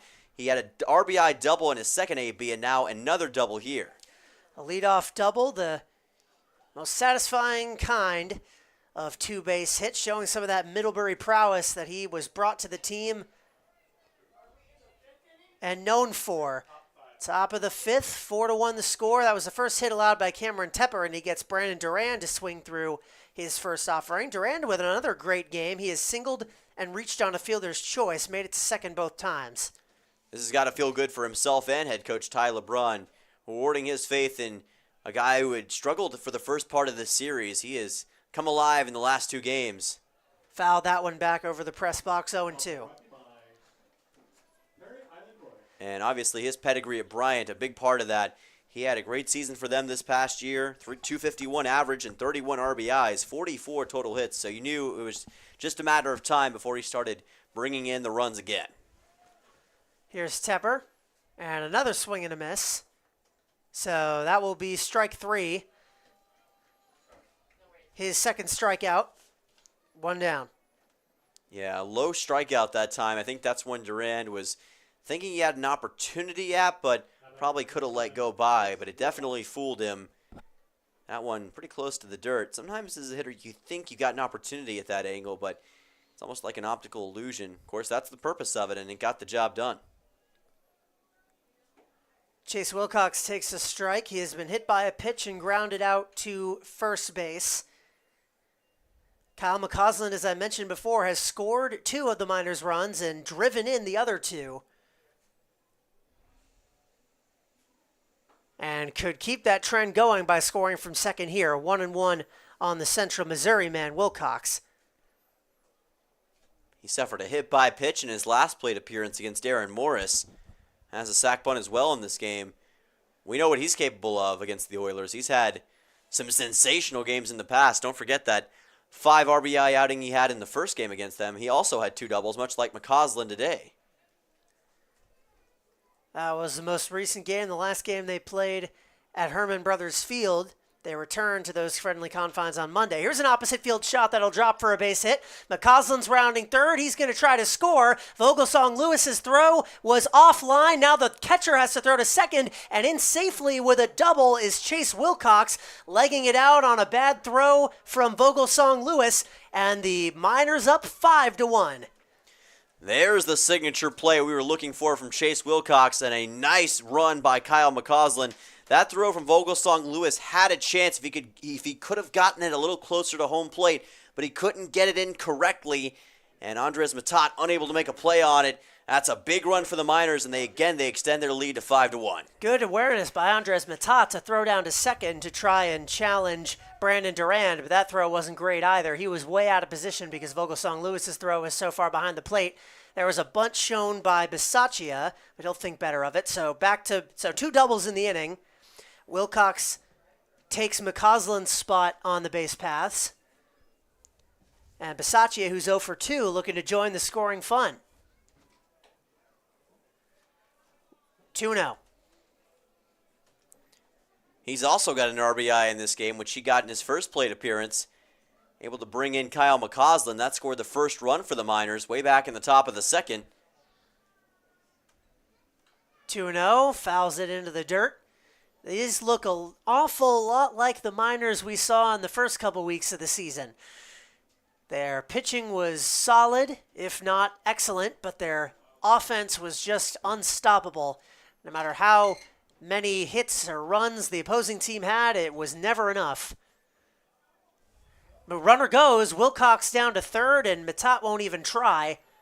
He'll let him advance to third without even so much looking in his direction. Oh, perfect stolen base by Chase Wilcox that time. He played that to perfection. There was nothing that Matat or Cameron Tepper could have done about that. That is a textbook stolen base for Matsu. Now a 3-0 count, and swinging at that 3-0 offering, fouling it off there was Bisaccia. So a man at third with just 1 out. Bisaccia and then Richard. Matsu has not been in this kind of command of a game against the Oilers in a long time. But they are absolutely feeling it right now, and they're playing with confidence, the most important thing for Matsu. That's hit well into left center field. Vogelsong Lewis coming on. It's a high pop, and sliding and making the catch actually was Soto. He throws to home plate, but it won't be in time, so Wilcox tags and scores to make this a 6-1 ball game. And the sacrifice pop out by Nick Bisaccia. Now, I believe they didn't catch it. Did it drop? It did. Yeah, drop, he's standing at first base. Yep. I was going to say, because the left fielder came up and throwing, it didn't look like he was the one that tried to make the catch, so it actually dropped between them.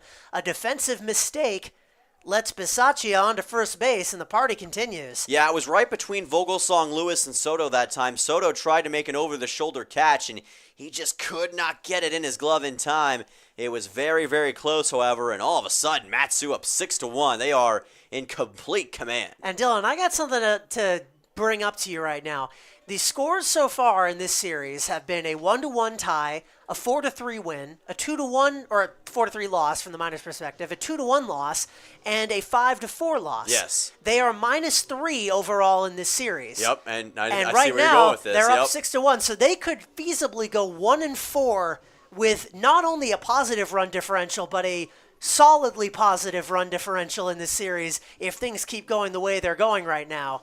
Absolutely, and the biggest thing we've said all series long is that Matsu has kind of cost themselves in a lot of these games. Well, tonight I think we're seeing Matsu at their best, executing, not making mistakes offensively or defensively, good base running and capitalizing on opportunities. And it's crazy to think, but there is a high possibility that they will get out of here with a positive run differential despite losing 4 of the 5 games. That shows that Matsu, when they're at their full potential, when they're at their best, when they're on, they are among the best in the ABL. I don't know if that would be a positive takeaway. That I think it wouldn't be, because that would say you lost 4 close games and won a very lopsided game. Is this a new pitcher? That is a new pitcher. Number 26 for the Oilers. That is going to be Cody New. Oh, so a new face for the Miners. Yes, a pitcher we haven't seen yet this year. Southpaw out of Cal Baptist in Hesperia, California.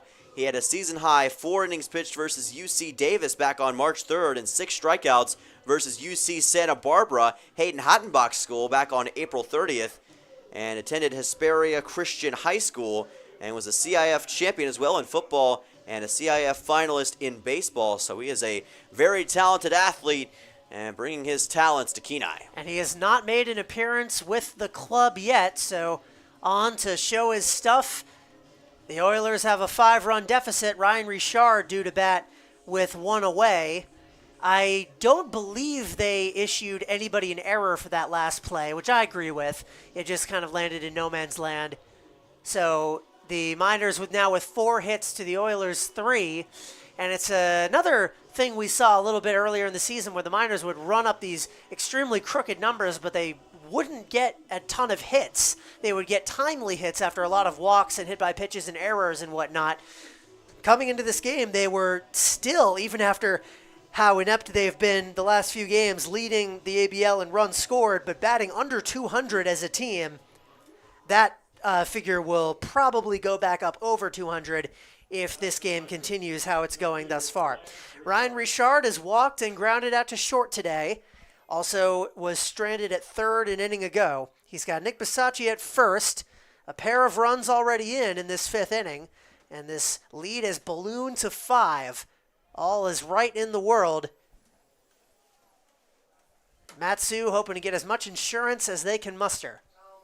Yeah, right now Peninsula is really on the ropes, and if you're the Oilers, you're just going to have to try to chip away at this deficit. But Peninsula, one thing they haven't shown a lot of in this series is the ability to score a lot of runs quickly. They've been so heavily reliant on their pitching and their defense to put them in position, and all of a sudden you're down 5 runs. It makes things very difficult. 1-0. Popped him up on the infield. Second baseman Dawson takes it for out number 2. They really have struggled to score runs, period. I mean, the most runs they've scored in a game this series is 5. The Miners have already eclipsed that. Their other games they scored, 4, 2, and 1? 4, 2, and 1, yes. So that's a total of 13 runs across 4 games, and to add the 1 that they've scored tonight, The Miners could get that in a game and a half earlier in the season. Runner goes on the pitch. Throw from Matsu comes down, but it's not going to be in time. So a stolen bag by Nick Bisaccia, and Drake Kerr now has a 1-0 count. Yeah, the Oilers in total with 21 runs coming into this game. Matsu with a crushing total of 50 runs coming into this game. That shows you just how explosive these offenses can be in a given situation. Like I said before, when Matsu's offense is on, they're on. 1-0 is fouled back off the pole. Just got a helpful pronunciation clarification in the chat that it is Baltz, like Waltz, but with a B. Blake Baltz. That is good to know. We were closer than we had any right to be with our guess, but we're happy to set that straight. Apologize for the mistake. 1-1 coming to Kerr. The sidearm delivery from New. We've heard that name said right and wrong a lot of different ways so far this season, both from the players and around the organization. I don't think the players even bother trying to pronounce it correctly. There's an obvious pronunciation they can use that is just silly. That's lofted into shallow right field, coming on Sullivan, and he will call off the second baseman and make the grab for out number 3 to retire the side, but 2 more runs to score. It is 6-1 Matsu. An offensive explosion just like the ones we got used to seeing last week. Perhaps a sign of things to come. The game is far from over, however. We head to the bottom of the 5th here in Kenai. You're watching Matsu Miners Baseball on YouTube.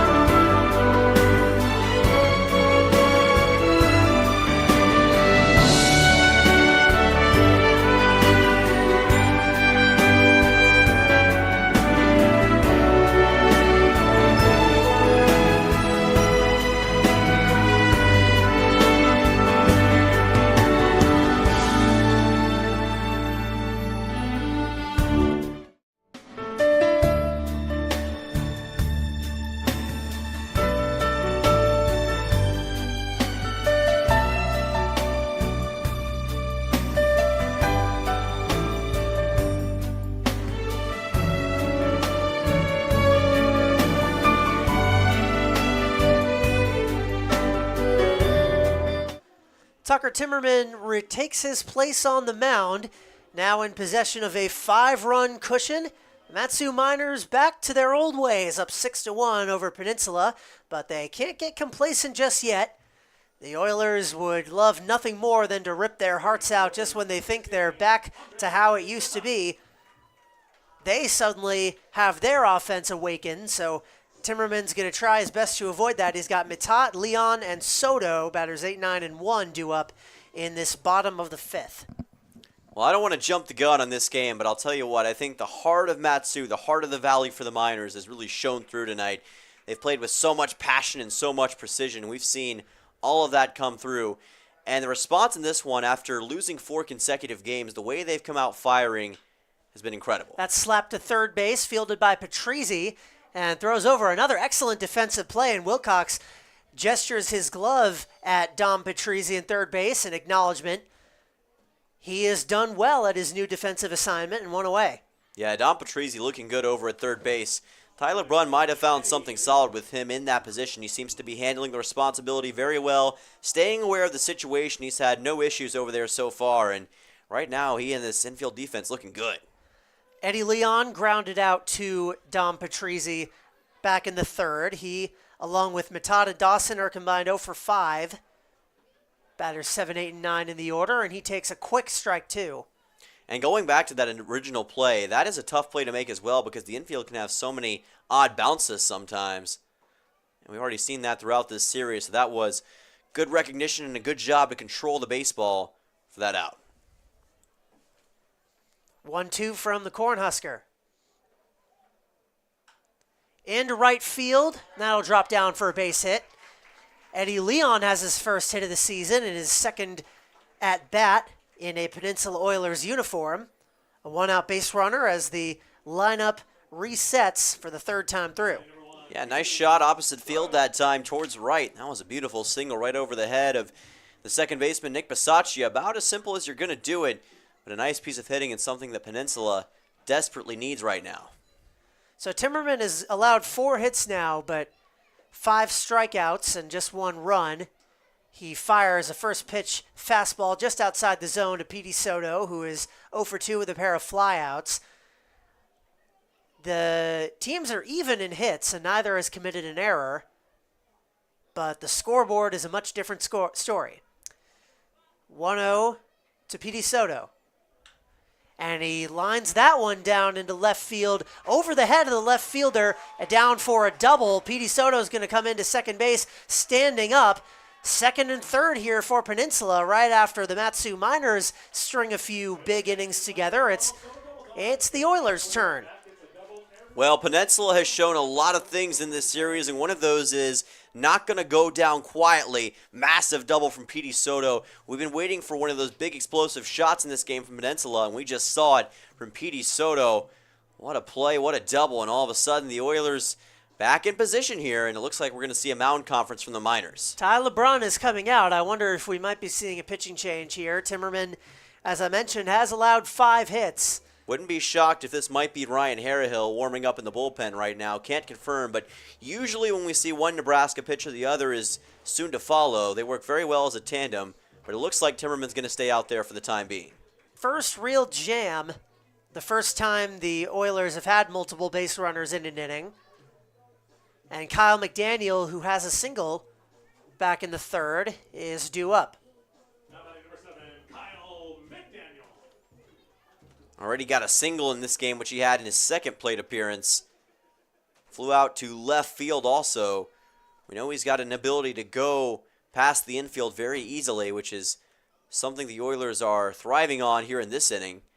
So Kyle McDaniel, if he could deliver that kind of shot, all of a sudden you've got a 3-run game, and feels a lot different than it did just a few frames ago.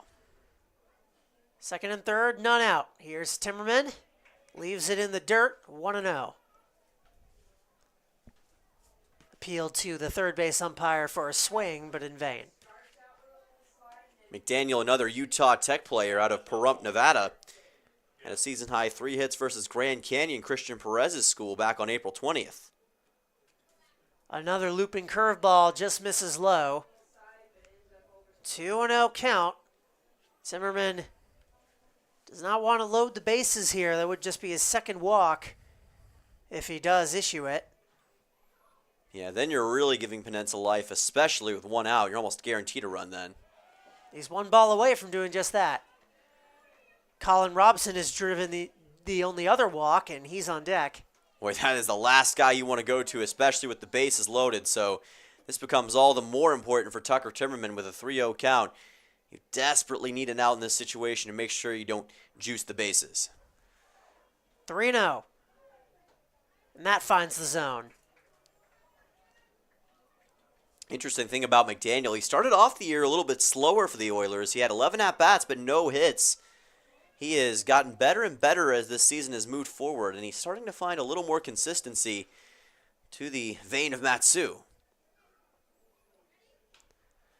Golfed that one opposite field foul out of play, so Timmerman's worked the count full, and I think there was an impressive catch that happened right outside of my frame of view by a fan in the crowd that drew some applause. Yeah. The loudest applause I've heard. A huge K for Tucker Timmerman in his quest to escape the jam.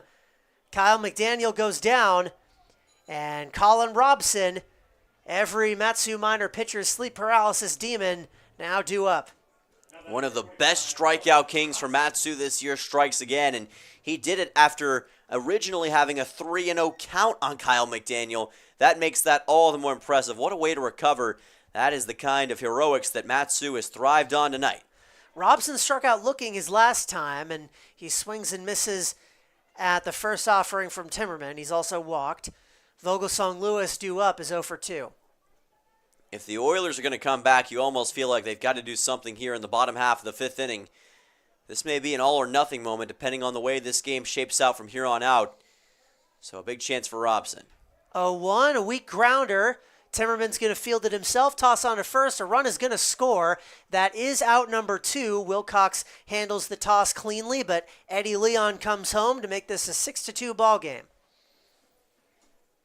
Yeah, hang on. I think that should have been out number 3 because there were 2 outs in the inning, and Matsu's still out there. Yeah, I missed that too, and I think so did the umpires. I was about to say, yeah, there were 2 outs in that instance. This inning did start with a ground out. That should have ended the inning right there. Did they call him safe at first? I think they're maybe arguing it was a foul ball in that situation is what we're hearing. So, yeah, I think they're going to say he fouled it off. All right, so the plate appearance still ongoing.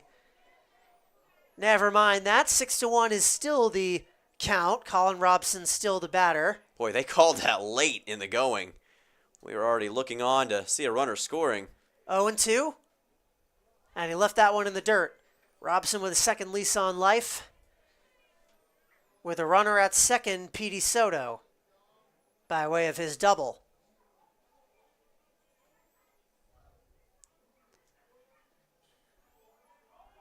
One, two.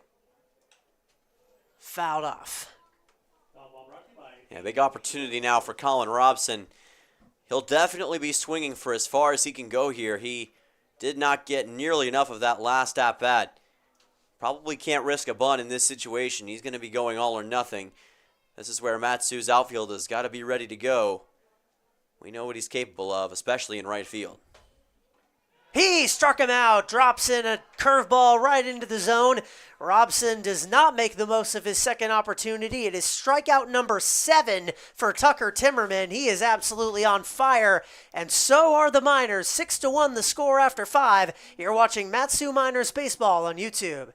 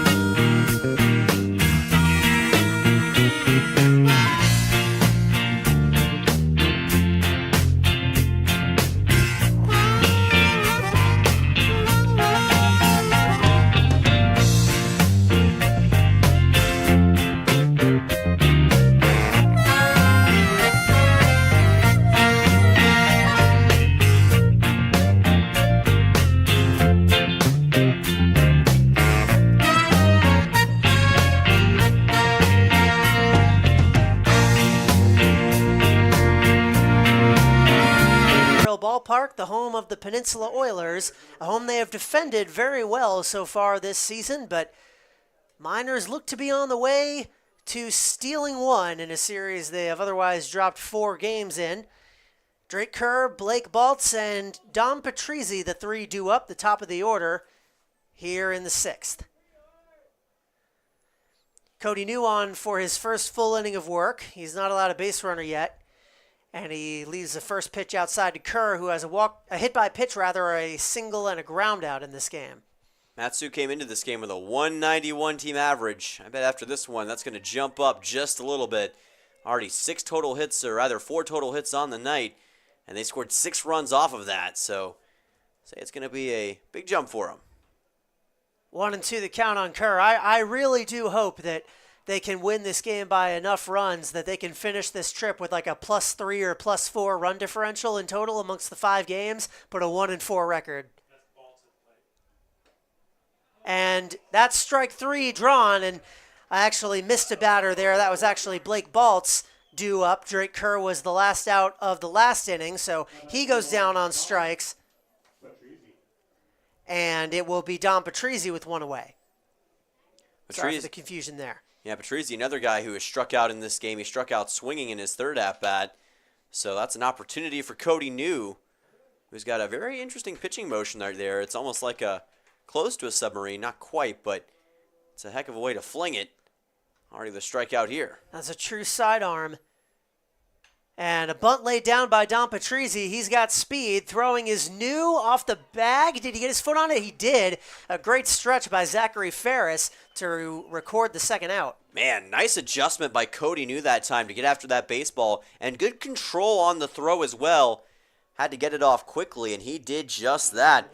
That's a nice put out, and that is 2 quick outs on this Matsu offense, which has been so blazing hot as of late. Nick Ferry has walked, grounded out, and struck out swinging.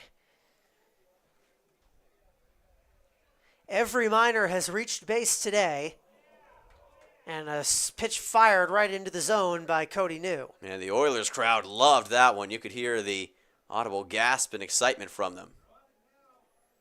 1-1. For a guy who we haven't seen this year, Cody New is absolutely wheeling and dealing. He had a lot of experience with Cal Baptist this past year. Had 45 and 2/3 innings pitched and 44 strikeouts. So he's definitely well-versed when it comes to the college baseball landscape, and he is, without a doubt, ready for this role. So far, so good. Check swing appeal said he did not go, so 2 balls and 1 strike. The offer coming from New. And a hitter's count here for the Seton Hall Pirate. With 2 out and the base is empty. Cody New going for the first 1-2-3 inning for the Oilers. Here's the 3-1. And that's in the dirt. He did not swing. So another walk. That will be walk number 6 in total. First issued by Cody New of his Oilers career. And a 2-out base runner ahead of Kyle McCausland, who is not somebody you want to face under any circumstances today, but especially with a man on. He has a total of 12 total bases, not including, just total, not just his hits, but his hits alone, he's got 4, a pair of doubles and a walk. He has scored 3 runs and driven in 2 more. Kyle McCausland has been an absolute beast today for Matsu, like you mentioned.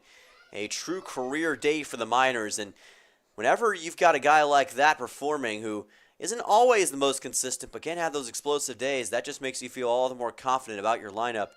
Sometimes you just need one of those guys to have those kinds of nights, which Matsu has lacked from that end. They've been very unlucky in this series. They really haven't had that performance that sticks a guy out in a signature moment. But here tonight, they are getting that from Kyle McCausland, and you can argue it's made the difference here. Good stop by Andres Matat, 2-1. And that pitch is going to get away from Matat, and actually it'll hit him. It'll hit Kyle McCausland first, so he's on already for the 4th time in just the 2nd inning. He has walked, and now he's been hit. So Ferry goes down to second, a pair of 2-out base runners, and Cody New all of a sudden in a bit of trouble. Goodness, another free pass from the Oilers tonight. 7 total walks, and now I believe that's 2 or 3 hit by pitches. So 10 total free passes. That is a very inefficient mark by Peninsula tonight. Very uncharacteristic in this series, and it's maybe one of those nights for Matsu. When it's your night, and when your opponent's off, you got to capitalize, and Matsu is certainly doing that. Right down the middle to Brandon Durand, who has singled, reached on a fielder's choice, and struck out. Cut and a miss. So Cody New has struck a man out, has walked a man, and has hit a man, has not given up a hit, and in total, the Oilers now out-hitting the Miners 5-4. Look for him to drop in that curveball this time if he can help it. Off the end of the bat, foul. Skied it over the Oilers bullpen, and that'll keep the count at 0-2. 2 on, 2 out. 6-1 the lead for the road team here. The lefty fires. And he got him. Swing and a miss. Durand goes down on 2nd consecutive inning, and that will end the 6th. The first scoreless inning the Miners have had in a little while. But a 6-1 margin, the score remains. We're halfway home in Kenai. To the bottom of the 6th we go. I keep forgetting to update that scoreboard. 6th inning we are in, and the bottom coming up right after this. You're watching Matsu Miners Baseball on YouTube. Thank you very much for your service.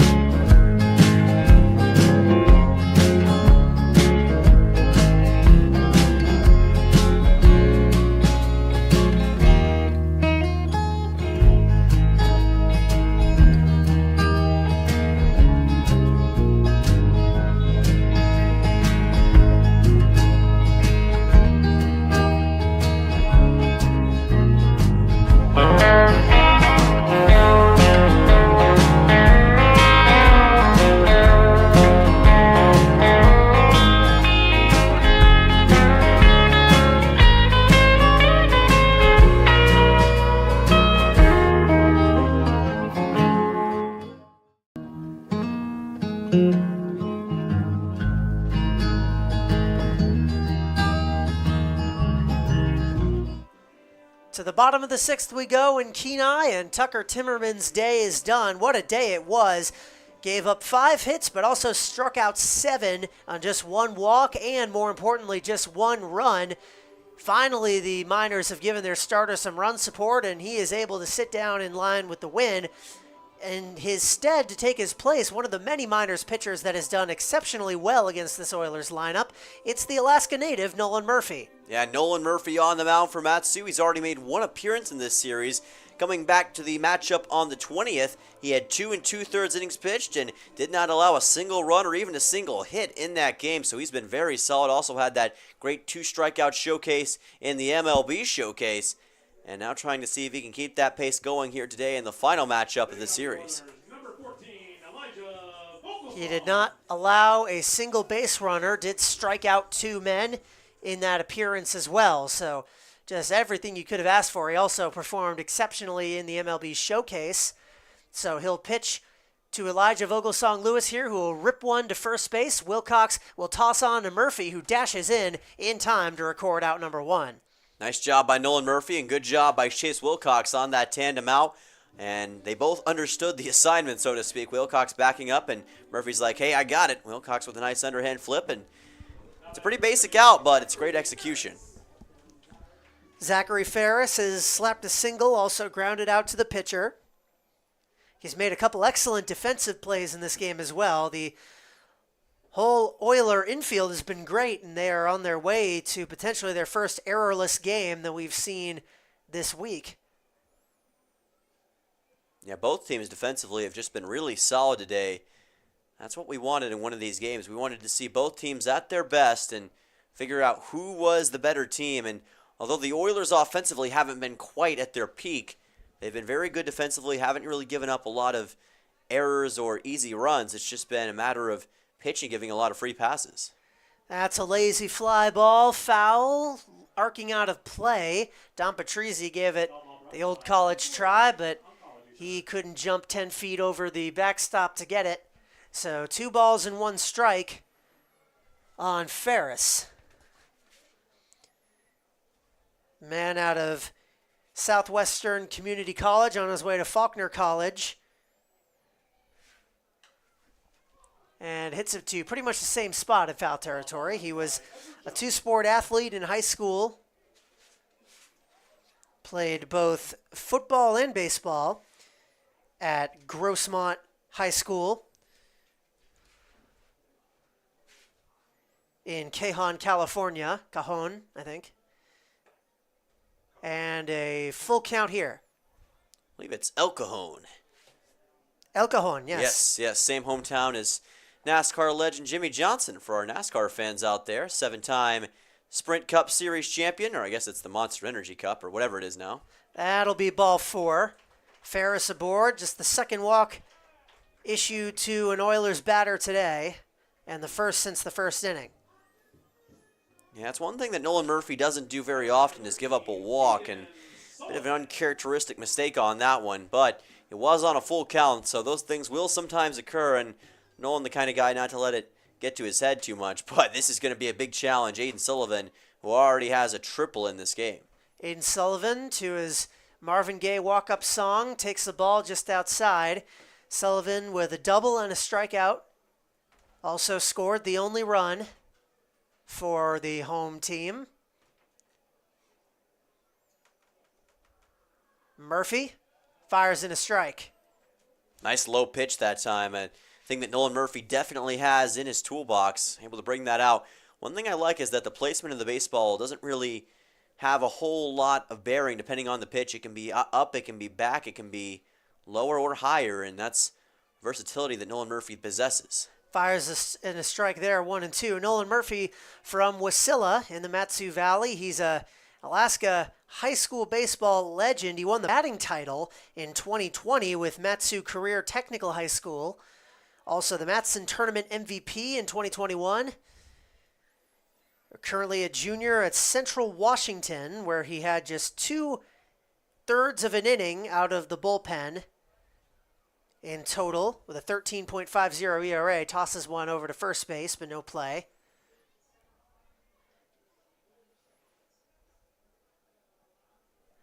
He's a nice guy to talk to. Dylan and I have talked to him a few times before we've headed to these games. He arrived with the team a short time ago during the MLB showcase. He got a lot of insights into what it's like to grow up here in Alaska. Dylan and I still find ourselves dazzled and starry-eyed at times, driving down the street and seeing the scenery. Yeah, Nolan's used to it. He's seen it his whole life and very comfortable with Alaska. Tried to dive and get his glove on the ball there, and that actually screwed over Nick Bisaccia a lot. If he had just let him be, that could have possibly been an inning-ending double play, but it just went off his glove as he tried to make a play on it. So that will get 2 men on. Ferris down to second and Sullivan to first on the infield hit. And Cole Dawson, who is 0 for 2, will bat. Yeah, I think that's one that Nolan probably should have let go that time. There was a pretty easy play for Nick Bisaccia to make. Don't blame Nolan for going after it, but I think sometimes you got to trust your infield in that situation, let them take the brunt of the impact, and Nolan trying to make a play just made a mistake. Pitch 1 lofted to foul ground by Dawson, the second baseman. And sometimes as a pitcher, you have that instinct to go after the baseball. If it's coming towards you and you think you've got an opportunity to make a play on it, you'll go for it. Even if it is a tough one, that's just kind of an instinct, and sometimes you got to let it go by. It can take a while to learn that or get it down perfectly, and even still, if you're experienced, sometimes you'll make the mistake. 1-1.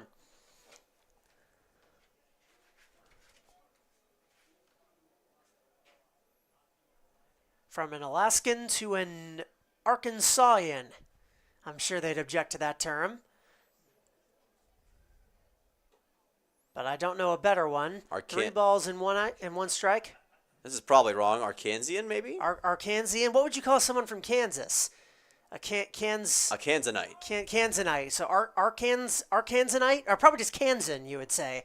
So maybe Kansan, yes. Arkansan. We'll say that. Anyone... We're sorry for probably messing that up. Any Arkansasians in the chat, sorry for that one. That is thrown on to first base by Murphy for out number 2. The runners will advance to second and third. I've been to Arkansas. It's a nice state. Got some cool mountains out west, the Ozarks, and Little Rock is always a fun town to go to, so Arkansas, not too bad. Now, when I went to Oklahoma, it was a little more boring. Hate to say that to Drake Kerr and all the Oklahomians. Hopefully I'm saying that as well, right? But Oklahomans, yes. It was a little flat for my taste, but no harm, no foul to the residents of Oklahoma. I promise that it is not bad. First pitch strike fired into Andres Mitat, who has struck out and grounded out. I've never been to Arkansas, but the former sports director at Citrus TV at Syracuse University was from Arkansas and is still from Arkansas, but he graduated this past spring. Shout out Nick Luttrell. Very nice guy. A huge Razorbacks fan. Yeah, I was about to say, home of the Razorbacks. And can't forget about the Red Wolves as well from Arkansas State. 0-2 coming from Nolan Murphy. Trying to punch Mitat out for the second time. And just left that high. Eddie Leon due up. We've seen Mitat strike out swinging once in this game already. That was at the hands of Tucker Timmerman. 1-2. And that went off the butt of his bat, and a run is coming in to score. I thought that was a foul ball. Boy, that was... Brandon Durand is confused. He's clarifying with the umpire, but they're going to say that either it hit him or it was a foul ball. Ty LeBrun's not happy about that call. Ty LeBrun is furious. I don't know what the call could have possibly been there. I have no clue because everyone just kind of stopped. I think they assumed that... And the umpires are going to talk. Yeah, there's no way that was a pass ball. That clearly absolutely not. It either hit Mitat or it hit his bat. So either it was a foul ball or a hit by pitch. There's no way a run could have come in to score on that. It looked like a foul ball to me. I think it just got the end of his bat, and... Yeah, the umpires are going to have a conversation. It looked like to me it was somewhere towards the handle. No matter what, there is no scenario unless Ferris was actively running for home plate at the time. But even then, no, he would have to run back because a hit by pitch would negate that. Exactly. It's not like he got walked. The only way that this would even work is if somehow the ball never touched him. It definitely touched him. We can definitely say that with looked 100% certainty. Unless he's transparent and the ball went by him like it was the Matrix or something, there's no way that run should be allowed to stand. And yet, it appears that as though it will. Okay, they're going to explain this to head coach Larry McCann real quick. That's bewildering. Well, it's not the first time we've seen stuff out here in Bizarro But Land at least those other calls could have gone the other way. Like, there's no possible call that they could have made here that results in a run coming in to score, unless they are saying that it didn't hit any part of Mittat or his bat, which anyone with eyes at this ballpark could see that it did. I mean, it looked like a pretty easy call to make from our vantage point. And even the Oilers were hesitant to do anything because they were like, I think that got him. And you saw that was one of the most least enthusiastic runs we've ever seen before. He kind of just jogged in like, okay, I guess I scored. It looked like... The fans were confused, too. They waited a second after he crossed home plate, and there was no call. So then they kind of cautiously started cheering because they all saw that hit him. The Twilight Zone music has repeated at this point, coming over the stadium loudspeakers. It has been so long in this aura of mystery that has descended upon the field. It's an appropriate song of choice, and I think he's going to go back to third base. Yeah, the base runners are taking their bases, so good sense prevails. It was a foul ball. That appears to be the call. 1-2, the count will remain. That was an odyssey. I have no idea what happened there. That's one of the most bizarre things I've ever seen, which we've said a lot this series. Well, at least they got the call right, which, there have been like that infield fly rule a couple games ago. The games all kind of blend together at this point, but they realized that they'd made a mistake and they corrected it, and I respect them for that. Here's the 1-2 off the end of the bat, fouled off to the right side by Mittat, who was standing around just twiddling his thumbs in the batter's box for a solid 3 minutes waiting for something to happen, and now finally has to play some baseball again. Nolan Murphy the same. So that should keep the score. I believe it's 6-1 in this situation. Yeah, it is 6-1. That's the scoreboard has not been updated yet, but 6-1 is still the score. That ball was low and inside on Mittat, so the count worked to full. Here's a payoff pitch from Nolan Murphy. And he left it outside, ball 4. So after all that, Mittat gets a free pass anyway. There will be runners on the corners with 2 out. The second walk issued by Murphy. Yeah, it ended up working out for the Oilers. Now you've got the bases juiced with Eddie Leon coming to the plate, who already has a single in this game. So Nolan Murphy and this Matsu defense has to be on high alert because the Oilers could quickly change the tempo of this game here. Eddie Leon, a Marshall Thundering Herd teammate of Elijah Vogelsong Lewis. He takes a strike. 6-1 here, 2 down in the bottom of the 6th. Nolan Murphy's 1-0, right down the middle. He's 1 strike away from leaving him loaded. Nice fastball that time. Now you wonder if he'll go back to the breaking ball in this situation against Leon. Guy who's already handled the fastball today.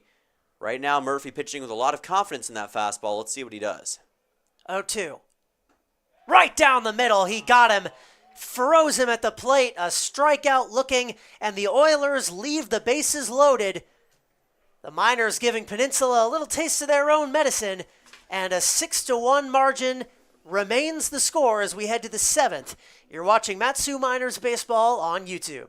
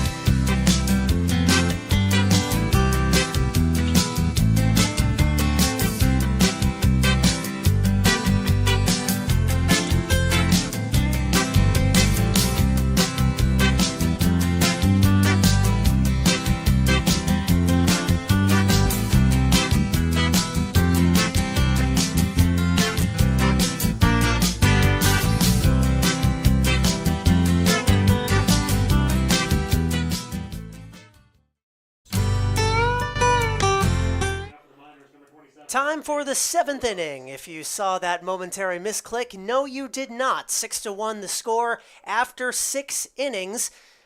The Matsu Miners in possession of a commanding lead. 6 runs would have been their season low before this road trip. But after the goings-on that have transpired over the course of this Kenai excursion, they will take all the runs and hopefully wins that they can get. Chase Wilcox, Nick Bisaccia, Ryan Richard, 7-8-9 due up. Wilcox takes a strike, and it's quickly 0-2.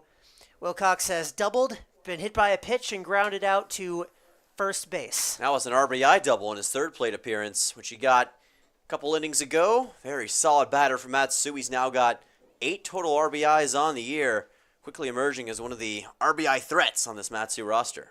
3 total doubles in the game for the Miners. That's a season high. And that's right down the middle for a strike. I think that's going to be strike 2, actually, on Wilcox. Having some stadium scoreboard difficulties, so lost track of the count, but I think it's 1-2. It is. Here's New, and that's inside. 2 balls and 2 strikes. All right, another big 2-2 for Wilcox. Right down the middle, froze him. He goes down on strikes for the second time. That's the second K, or for the first time rather, but the second K for Cody New to make it 5 overall amongst the 3 that have pitched for the Oilers. 1 away in the top of the 7th. I believe that might be his 3rd strikeout now also, because he struck out Baltz as well as Durand and now Wilcox. Yep, you're right. So he's been feeling it lately. In the dirt for ball 1 to Nick Bisaccia, who has popped out, grounded out, and singled, also has a stolen base.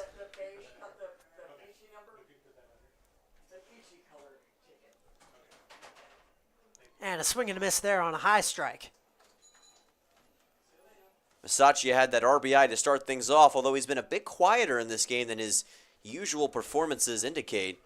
Well, an RBI is an RBI. That's hit out into right field. Aiden Sullivan is under it, and he makes the grab for out number 2. Pretty routine fly out to Aiden Sullivan that time. It's been one of the easier balls into the outfield that the Oilers have been able to handle today. Most of the time, Matsu's been hitting line drives out there. It's been almost like batting practice, so the Oilers are definitely happy that that one was a bit easier. Ryan Richard has popped out, grounded out, and walked. Was stranded at third base back in the 4th inning. And he takes one inside for a ball. Interesting movement on the breaking ball that time by New. Very defined arc. And he finds the zone that time. Switching. Cody New, another Cal Baptist Lancer. There's a lot of those throughout the Alaska Baseball League. Not just here on the Oilers either. We've seen a few from the Chuyak Chinooks as well as the Anchorage Bucks and Glacier Pilots. They've got a good program down there. One of the more underrated D1 baseball teams. Here's a 1-2. And left it in the dirt. Did New. Richard can get it back to the top of the order. Trying to avoid this being the first 1-2-3 inning for the Miners. Skies that one foul out of play. Been a complete turnaround for Matsu. Yesterday it was late in the game when the offense finally came alive. We said coming into this one they needed to have an offensive explosion early on. That's exactly what they've done. Cut and a miss, strike 3. So indeed, the Miners will go 1-2-3 here in the top of the 7th. Gives the fans a little thing to cheer about and in a matter of moments stretch for. On the other side of the middle of the 7th, you'll have my last half inning of play-by-play. Bottom 7 between the Miners and the Oilers. 6-1 score. You're watching Matsu Miners Baseball on YouTube.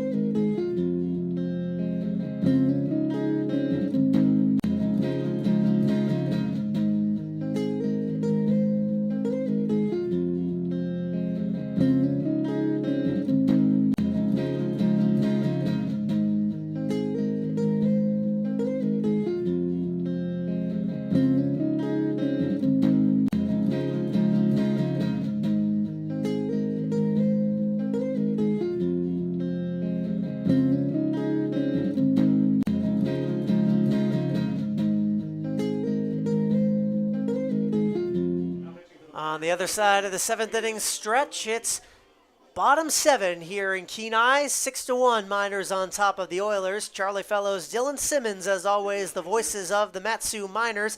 A couple changes in the field to report. First of all, Riker Scow takes over in left for Nick Ferry, but more importantly, Nolan Murphy's day is done. He allowed one hit, struck out one, walked a pair, but did not allow a run.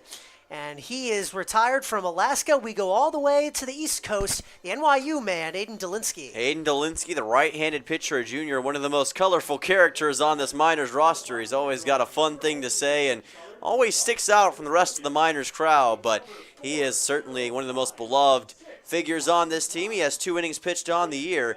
He's managed 3 earned runs given up and 2 hits total, but he is certainly ready to go today. And he's looking forward to potentially closing this thing out against the Oilers. It'd be a heck of a way to end it. Currently on pace to do just that with a 6-1 lead. Big Doe, they call him. Dolinsky, the 6'4" righty from New York City, at a 1.04 ERA with NYU and 17 1/3 innings pitched as a junior. Topped that squad in saves. And former number 30 right-handed pitcher out of the state of New York from his high school days. He's hoping to attend law school after NYU, and from what I know about that school, he's putting himself in good position to do that. He'll face off against the top of the order, Petey Soto, Kyle McDaniel, Colin Robson, the 3 due up in the bottom of the 7th. Soto with a pair of flyouts and a double here today. This is going to be a big test early for Aiden Dolinsky. The biggest thing right now, don't give the Oilers any sort of momentum. Petey Soto, a guy who got a double in his last at-bat, is itching to get another one right here. First pitch fired in. Dolinsky has not pitched in a while. He pitched in the showcase, but has not appeared in an ABL game in a minute. He had those 2 rough innings against the Glacier Pilots in the home opener almost 2 weeks ago, and a game that Matsu trailed 4-1, but would end 4-0, but would end up coming back to win. Leaves that one high and in, nearly hit Soto, 2-1.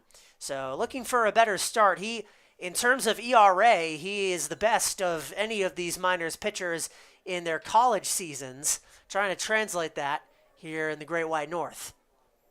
He has not faced the Oilers yet either in this season, so he's one of the few Miners pitchers who does not have any experience against Peninsula, which makes this a bit more interesting for these hitters. They don't know quite what Dolinsky brings to the table. We'll see how it works out for him. 2-2. He struck him out on a sweeper down in the dirt. Petey Soto goes down, and that is strikeout number 9 for the Miners pitchers. 1 away in the 7th. What a job by Aiden Dolinsky, and that was the breaking ball that we've been looking for out of him. Able to get that thing in low, and now already a quick first out on a guy who's very, very solid at the plate on Petey Soto. Now he deals with Kyle McDaniel. McDaniel at bat. With Aiden Dolinsky. Apologize for anyone who might be standing in front of the camera blocking the view. I hope that won't be blocking any significant portions of the field. Doesn't appear as though they are right now. Quick 0-2. Aiden Dolinsky on Kyle McDaniel, looking for his second K.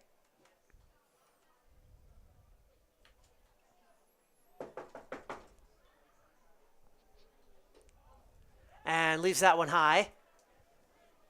Yeah, that's and there we go. She's gonna get down. Appreciate somebody from the Oilers crowd came over and let her know. Feel bad for her. She was just trying to watch the game. Just trying to watch the game. No hard feelings, but unfortunately so are all of you. So we can all do it at the same time. Fans here are very nice, everybody in Kenai. That's grounded up the middle. Kyle McDaniel gets it through the hole for a base hit, his second of the day. He continues to rake against the Matsu Miners. He's on board for the second time. Nice ground ball gap shot into the outfield that time, right past Dolinsky. That has been one thing that the Oilers have succeeded with, especially with McDaniel, who's already got 2 singles in this game. Nice shot. Now we'll see if Colin Robson can capitalize off of that. Robson has walked and struck out twice in this game. Had that weird play that looked like a ground out, but was later called back because he fouled the ball off of home plate. Takes ball 1 inside. Center fielder for the Oilers. He's been very good in the outfield throughout this series and really this entire season for them. Trying to recapture some of the magic here. Right down the middle, but low. 2 balls and no strikes on Robson. He was the one who caught that fly ball back in Game 1 that I have not forgotten, nor will I forget for the rest of this season, that led to that Riker Scow tagging, or did he not tag, fiasco that wound up costing the Matsu Miners a chance to win that game. A game they would lose by a score of 1-1.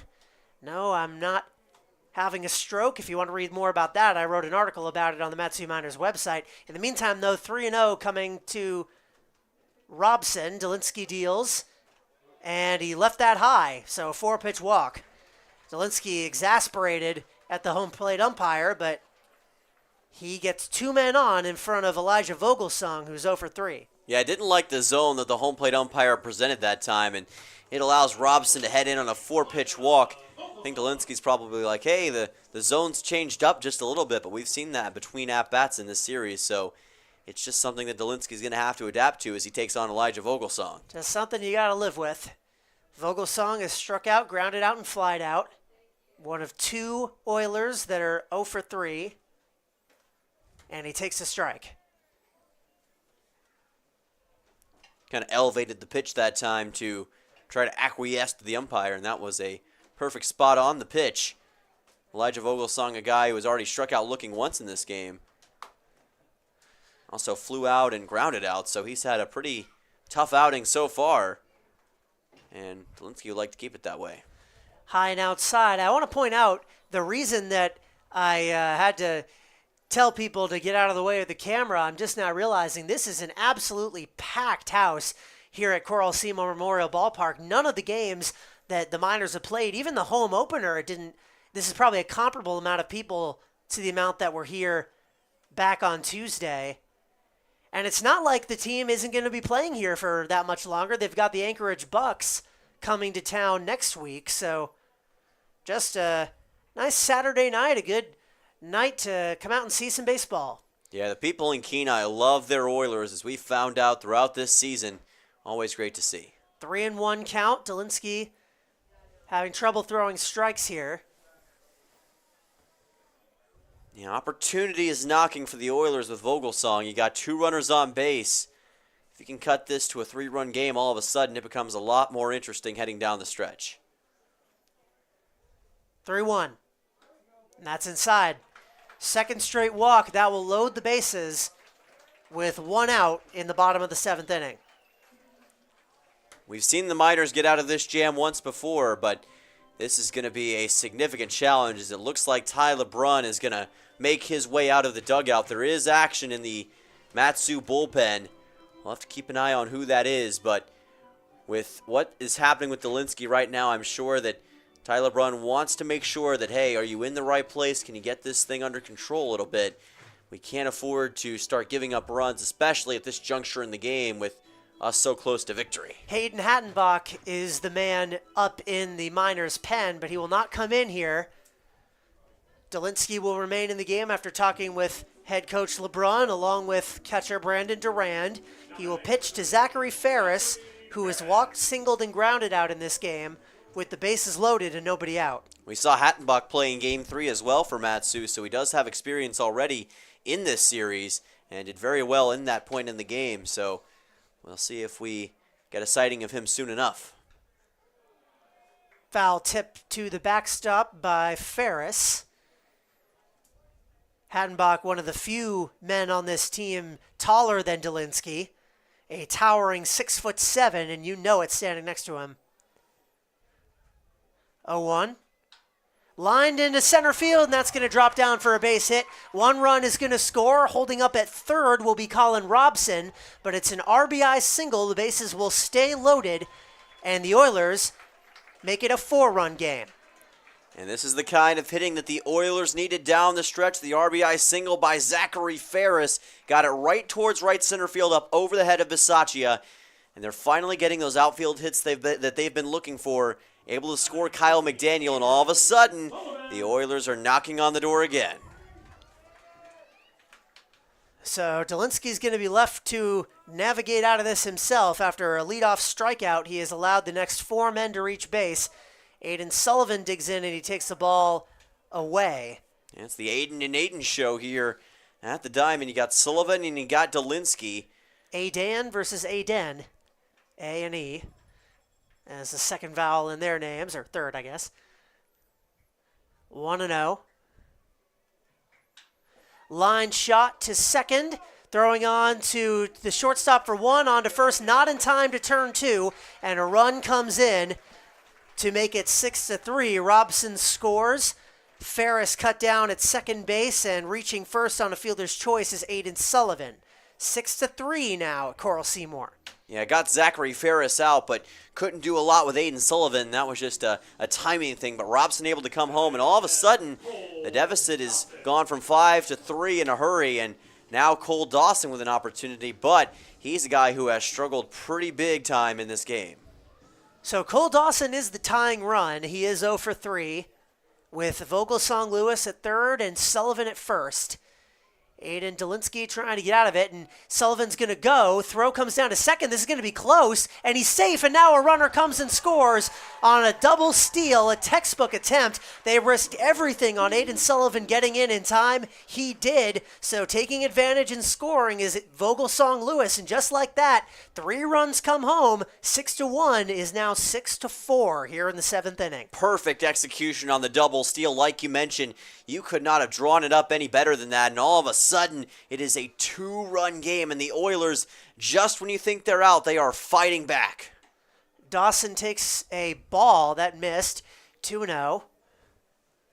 So it will just be Aiden Sullivan on second, nobody else aboard. Well, you wouldn't expect anything less from the way these two teams have gone back and forth in this series than to see the Oilers pull out all the stops here in the bottom half of the 7th. Dolinsky, that's a weak grounder to Patrizi at third base. He's going to throw on to first in time to get the out. He had a look at chasing down Sullivan in a rundown, but thought better of it, and I'm glad he did. That will retire the side, but a massive dent put in the Miners' lead. It is now a 6-4 game. And for the remainder of this, you'll be hearing from Dylan Simmons. He'll take you through the final 2 innings as Matsu tries to hang on and go home with a win. You're watching Matsu Miners Baseball on YouTube.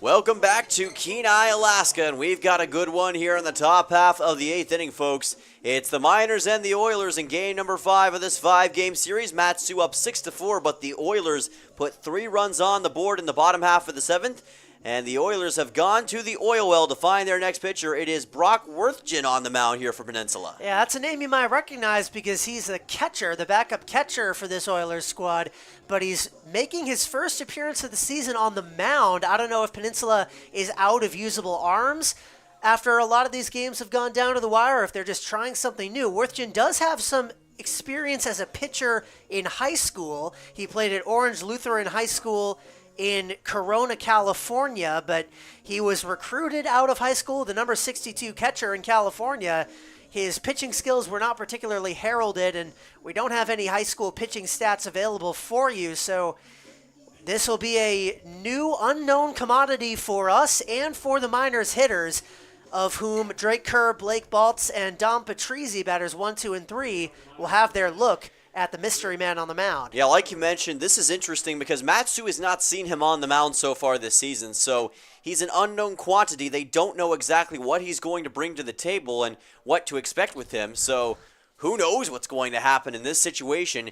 Drake Kerr at the plate here at the top of the 8th. The Miners are 2 innings away from clinching their first victory here in Kenai. I'm definitely surprised by this move. If it had been 6-1 still, I might have understood it, but this is now a close game. Exactly. As Kerr shows bunt, that pitch is going to get away from the catcher, Matat, and the count will be 1-0. He's got form. He's not just a position player tossing meatballs, but I don't know. I mean, prove me wrong, Brock Worthgen. The Oilers know more about you than I do. So this will be a good weapon that they show they have if he can come on and pitch a scoreless frame here. As he will fire in another pitch, a bit of a sidearm, and it's going to be ball number 2.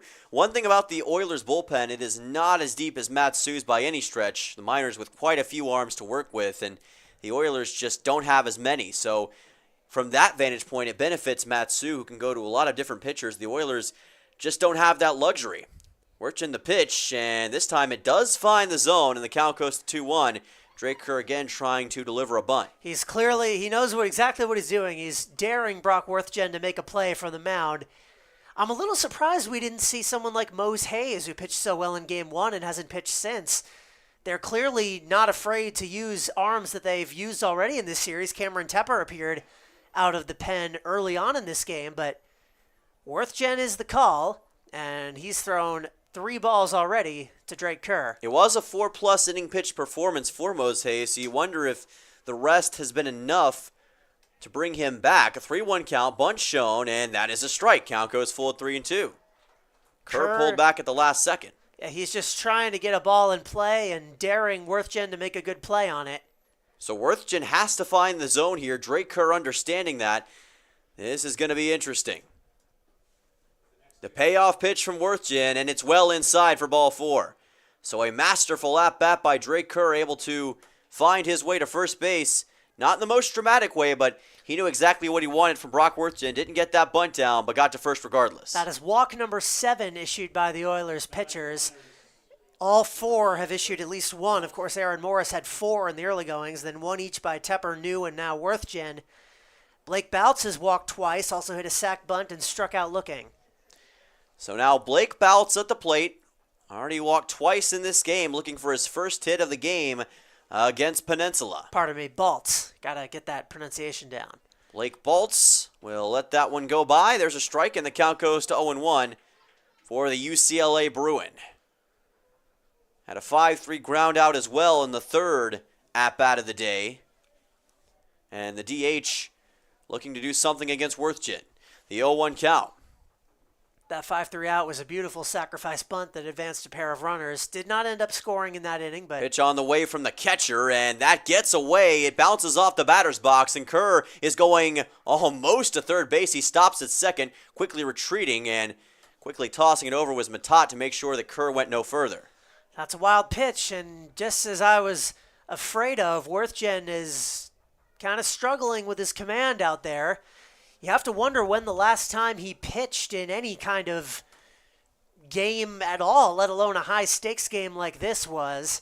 As far as we know, he did not pitch for Cal Baptist this past season, so it's a bit of an out-of-the-box strategy, one that maybe Peninsula has been forced into. A 1-1 count. This pitch goes outside for ball number 2, as Blake Baltz is doing everything he can to put the Miners on the board once again and get them some insurance in the top of the 8th. Miners nursing this 2-run lead after giving up 3 in the bottom of the 7th. Trying to get something out of this road trip. Worthgen will look back towards second, trying to keep an eye on Kerr and keep him honest. We know Kerr is a great stolen base threat for the Miners, and he could very well try that before too long. So the 2-1.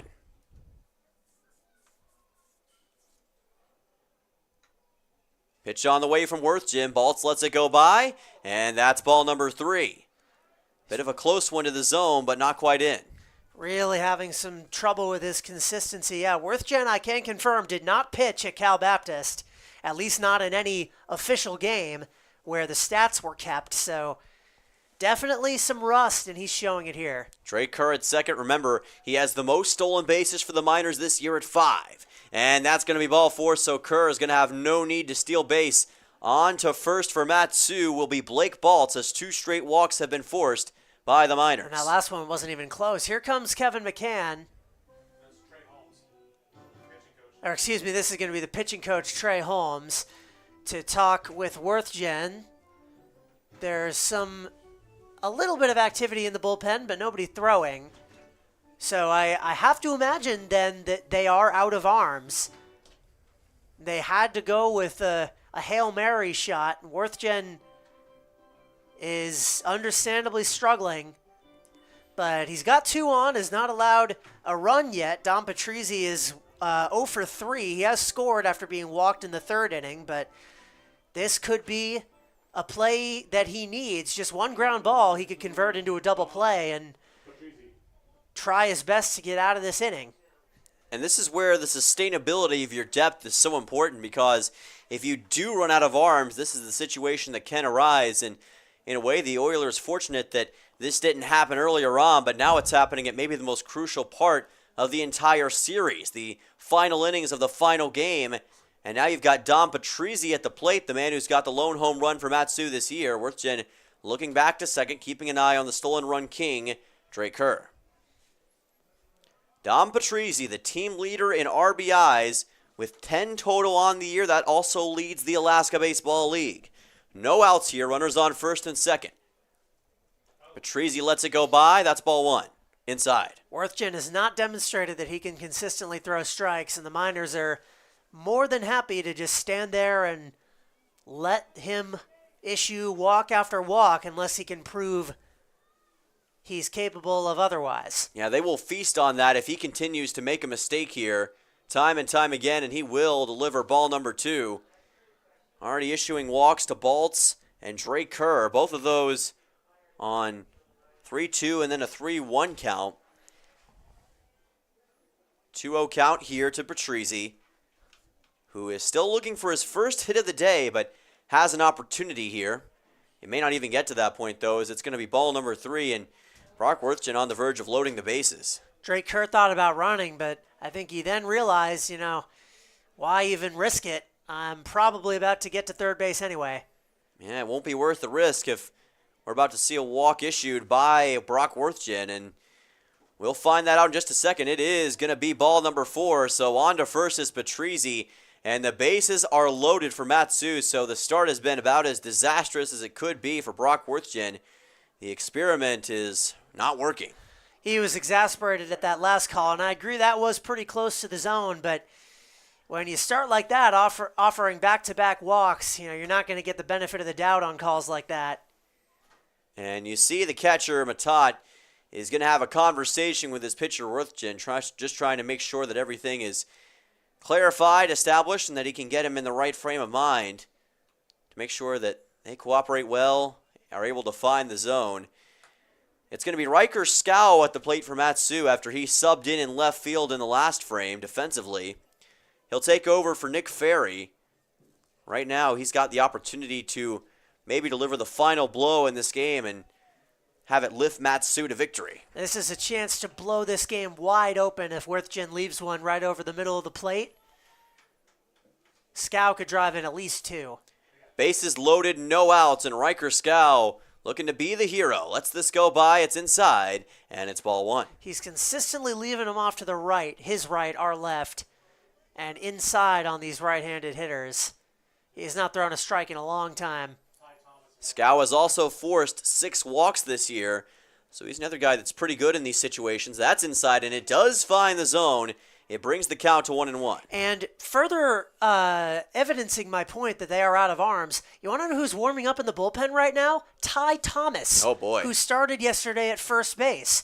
So the Oilers forced to resort to pitching or to position players with any modicum of pitching experience to get them through this game and maybe, just maybe, steal a win. Count is 2-1, and that is potentially not a good sign for these Oilers if they are running out of arms. Matsu is already knocking on the door of victory. This is just going to make it even tougher. Here's a line shot. It gets into left field for a base hit. A run's going to score for Matsu. That could have been a lot worse than what it was, but it got by both McDaniel and Soto on an odd hop, and Matsu has taken a 3-run lead, an RBI single for Riker Scow. Yeah, when I first saw that go through the hole, I thought that might be 2 runs. Shout out to Elijah Vogelsong Lewis getting to that ball really quick and keeping Blake Baltz at third. The bases will still be loaded on the single with nobody out, and the infield plus the pitching coach converging once again. Just not an enviable position for the Oilers or for Brock Worthgen. I mean, I certainly don't envy the position of being thrust into a situation like this, and Ty Thomas is coming out of the bullpen. So Brock Worthgen's night comes to a quick end. It was a tough outing to say the least. He gave up 3 walks and then an RBI single to Riker Scow, and now it's going to be Ty Thomas, the man who usually works as an infielder. He's been in third base and first base in this series, who is going to take over at the bump. So this is going to be very interesting. He did not record an out, and right in front of us you can see our camera, a large cohort of Oilers fans heading for the exit. That's that kind of a game, unfortunately. What was looking like an exciting finish a half inning ago looks like it might be spoiled because the Oilers did not manage their bullpen in an optimal fashion. Yeah, when you run out of arms like this, it leaves you short on options. And Peninsula, they've had all of their pitchers have gone to fairly long extent throughout this series. They've all had pretty big games in terms of their innings pitched, so that has led them short on arms and short on options at this point. So Ty Thomas, kind of a Hail Mary option. So there's that. That is some form of hope for the Peninsula Oilers and their fan base, but right now it is a guy who is not used to pitching in the collegiate ranks, taking on collegiate hitters who have been born and raised to do just this for their entire lives. So it is a bit of a mismatch from that standpoint.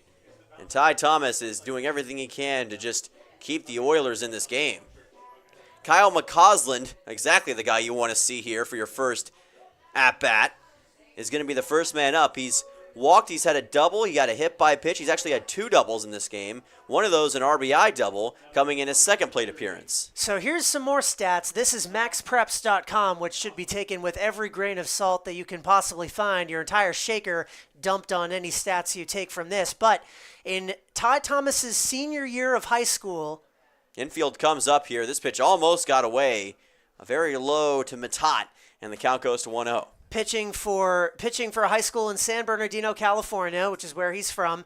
He had a 2.96 ERA and a 4-1 record for his high school squad in 9 appearances that were tracked by Max Preps. He struck out 25 batters and allowed 25 hits. Count goes to 2-1 here as it's just outside the zone. Delivered a pretty nice fastball just a second ago. Trying to do the same right here. This ball's popped up into space. This should be an easy out for the Oilers. Matat chasing after it, and he will make the catch. So a bit of a break for Peninsula as Kyle McCausland, the best hitter of the day, pops it up, and the Oilers secure out 1. That's a big break for the Miners. For the Oilers, I should say. They now just need a double play, and they're out of this inning. So Brandon Durand at the plate for Matsu, who has a single and RBI and a fielder's choice, but he struck out swinging in his last 2 at-bats. Opportunity, though, is knocking here against Ty Thomas. Here's a fly ball into left field. That gets down for a base hit. 1 run's going to score. Here comes the second. This one goes all the way near the corner. Sliding into third is Riker Scow. It is a 2-run single for Brandon Durand, and that might be the knockout blow. 9-4 now the margin, which was also the margin of that comeback win against the Glacier Pilots a couple weeks ago. And I agree with you, Dylan, especially considering that it seems that their pitching cupboard is completely bare. There is very little hope of a comeback for these Oilers in this game. Scow able to get into third, and this game has now gotten to 9-4 as the total score. Here's a throw to third. Scow is just able to get back. That was a heck of an effort by Matat. as he tried to get it over to Kyle McDaniel. But still only one out in a 9-4 baseball game. Matsu is cruising now, as it is Chase Wilcox at the plate. Miners just trying to add in a bit more insurance. This is a ball popped up into shallow center. We'll see who gets it. It's going to be Soto, the shortstop, and that's 2 away. I forgot that was only the second out. I was thinking, oh, they're finally out of the inning. Nope. Not quite. 3 straight walks from Brock Worthgen started this frame, so they're going to have to get one more. 2 of the first 3 men to face off against Ty Thomas have made outs. It is Nick Bisaccia at the plate. Bisaccia will send a fly ball into left center field. Camping under it is Vogelsong, and he makes the catch. So that'll do it for the top half of the 8th inning, but Matsu able to put 3 runs on the board, and the well is running dry for the Peninsula Oilers pitching staff. Miners on top by 5. We'll be back for the bottom half of the 8th. You're watching Miners Baseball on YouTube.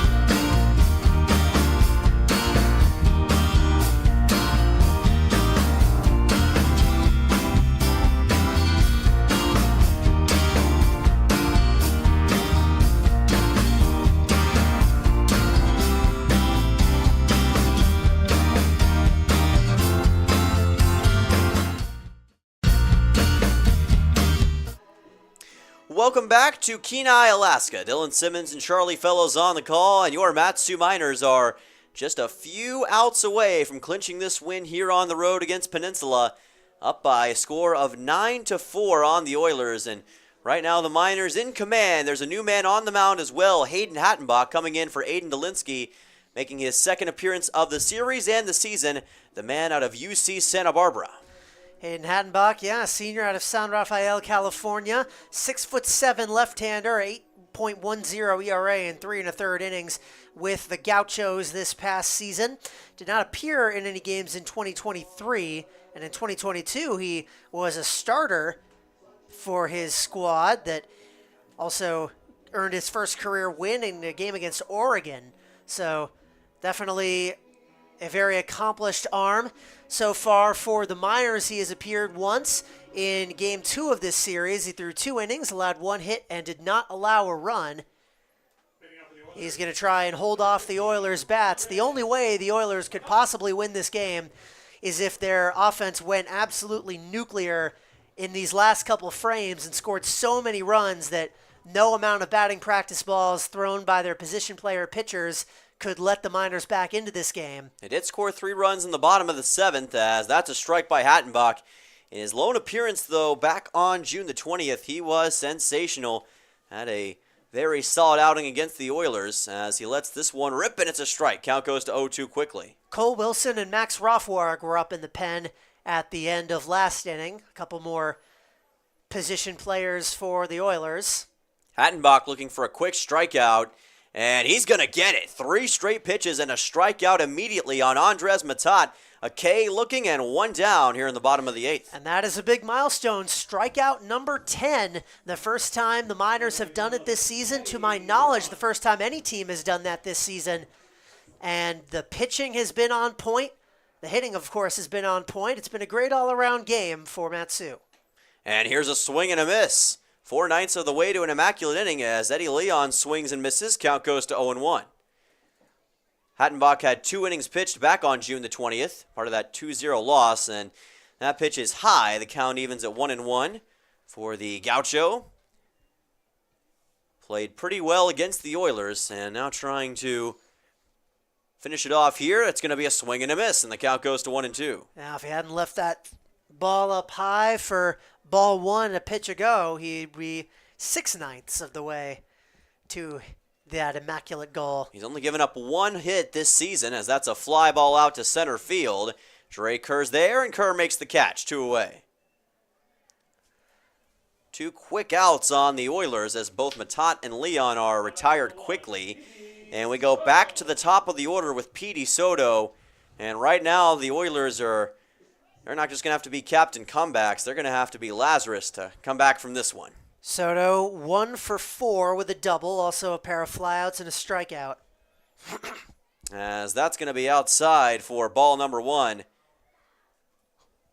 Oilers down by 5, and with the pitching situation, things are looking very bleak. Count goes to 2-0 here for Hattenbach. Matsu finally, after being down for so often in this series, in command, and this has got to be a rewarding feeling for these Miners. This ball's popped up and fouled. It'll land somewhere up and out of our press box, and the count's going to be 2-1.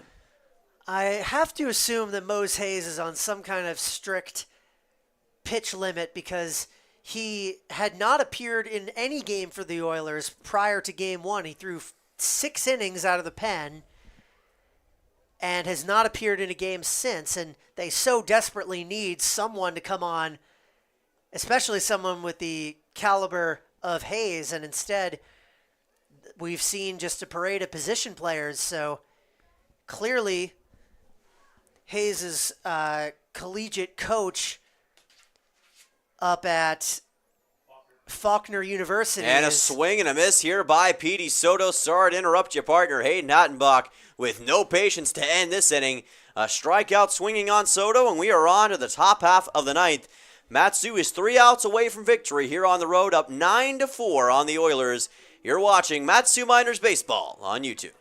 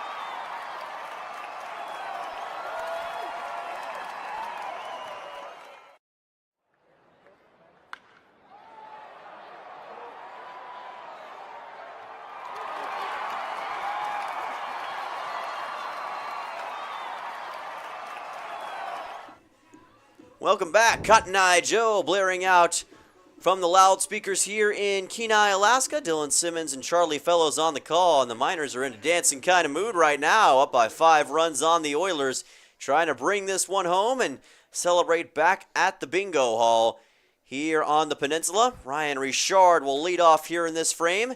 Miners on top by 5, and Ryan Richard, not the greatest day he's ever had, but his offense has been superb in this one. Ty Thomas still on the mound. He fires in a low breaking ball, and the count goes to 1-0. Richard 0 for 3 with a walk, has grounded out, popped out, and struck out.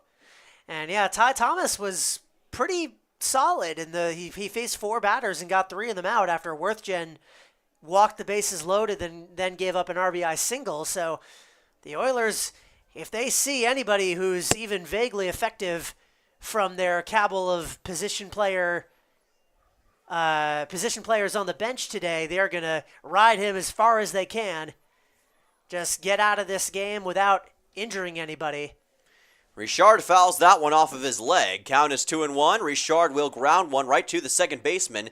Throw to first will be easily in time. Nice job by Cole Dawson. A 4-3 putout. One away quickly. That's the kind of break that the Oilers needed in this situation. It'll send on Drake Kerr for the Miners. He's up for the 6th time today. Been a pretty solid outing. As a single, he's walked once and also suffered a hit by pitch in the first at-bat of the game. So now the Oilers have Eddie Leon going in the pen. He was the 9-hitter in this rotation, or in the lineup, rather. This ball popped up and fouled. It'll land somewhere towards the parking lot, and the count's going to be 0-1. So they might pinch hit for him, which begs the question why they didn't do that immediately instead of putting Brock Worthgen on the mound. Pitch low and in the dirt. The count evens at 1-1 for Matsu. Trey Kerr, the man out of Texas A&M Corpus Christi. I've had some nice conversations with him over the last few days. Gotten to know a lot more about him, and he's a cool story as the count's going to be 1-2 right here. Told me a lot about life back in Oklahoma and what it's like living near the ocean, as that's going to be a swing and a miss. A strikeout here for Ty Thomas, 2 away. Wow, they might have found something here with Ty Thomas. I wonder if he could be the inverse of an Eddie Leon type, where you use him as an emergency pitcher and you put him out there and know that he at least isn't going to pitch you out of a game. He's been solid. So Blake Baltz now at the plate for Matsu. All of a sudden, 2 quick outs like you mentioned, and able to limit the damage here as Ty Thomas could keep this game at 5 runs. And as that's a high fly ball to right center field, this one is going to be caught by Colin Robson. So Ty Thomas, hey, not so bad. A 1-2-3 inning, and not a bad way to come in out of the bullpen as a guy who hasn't pitched regularly in a good bit. But the score is still 9-4, and the Miners are 3 outs away from victory. We'll see if they can secure it when we come back. You're watching Matsu Miners Baseball here on YouTube.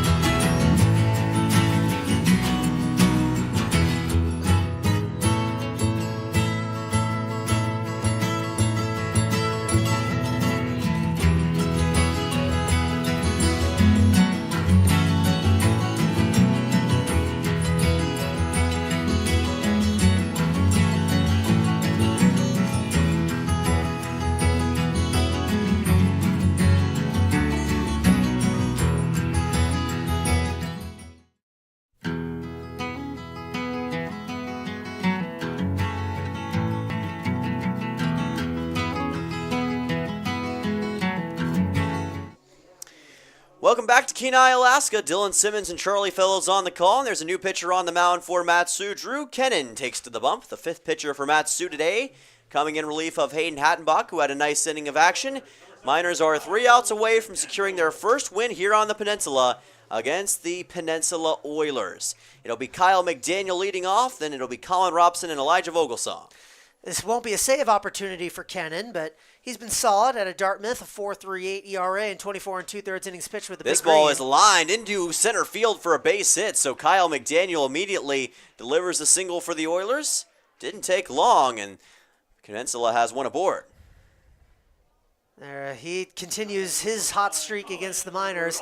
This is the first time since Game 1 that the bottom of the 9th has even been played, and that game, of course, was tied after the bottom of the 9th, ended up with a 1-1 final and the Oilers being awarded the win. The crazy thing is the Peninsula has out-hit Matsu in this game by a total of 8-7, kind of like what we saw in game number 3 for Matsu. They out-hit the Oilers 8-4 and still lost handily. And that's all the craziest because they scored most of their runs in the 7th when Aiden Dolinsky issued 3 walks and allowed someone else to reach on a fielder's choice. Dolinsky only gave up 2 hits in that inning. So it's been pretty balanced as far as the offensive attack has been concerned, but they've given Matsu way too many opportunities today, and the Miners have capitalized. Here's a fly ball into right. That sits down for a foul ball. Just barely fouled along that right field line. Just want to once again call attention to the fact that if this score holds, 9-4 currently, the Miners would finish this road trip with a 1-4 record and a +1 run differential. They Tide lost the first game, lost the second game by 2, and the second game they lost by 1, as well as the fourth game, and the third game they lost 2-0. I'll take sentences that have never been said for 500, Alex, as this one has popped up towards the parking lot, and the count is going to stay at 1-2 for Colin Robson. I was watching some Jeopardy last night. I'm an avid Jeopardy watcher. Yeah. They had a champ that had won 14 games in a row, and she finally lost last night. All streaks must come to an end, and this one will as well, as there's a strikeout for Matsu, able to get a strikeout looking on Colin Robson. This streak will come to an end if the pitching continues to deliver like Drew Kennan just did. Strikeout number 11 for the Miners. I'm going to keep counting that, and they're down to their last out, Elijah Vogelsong Lewis.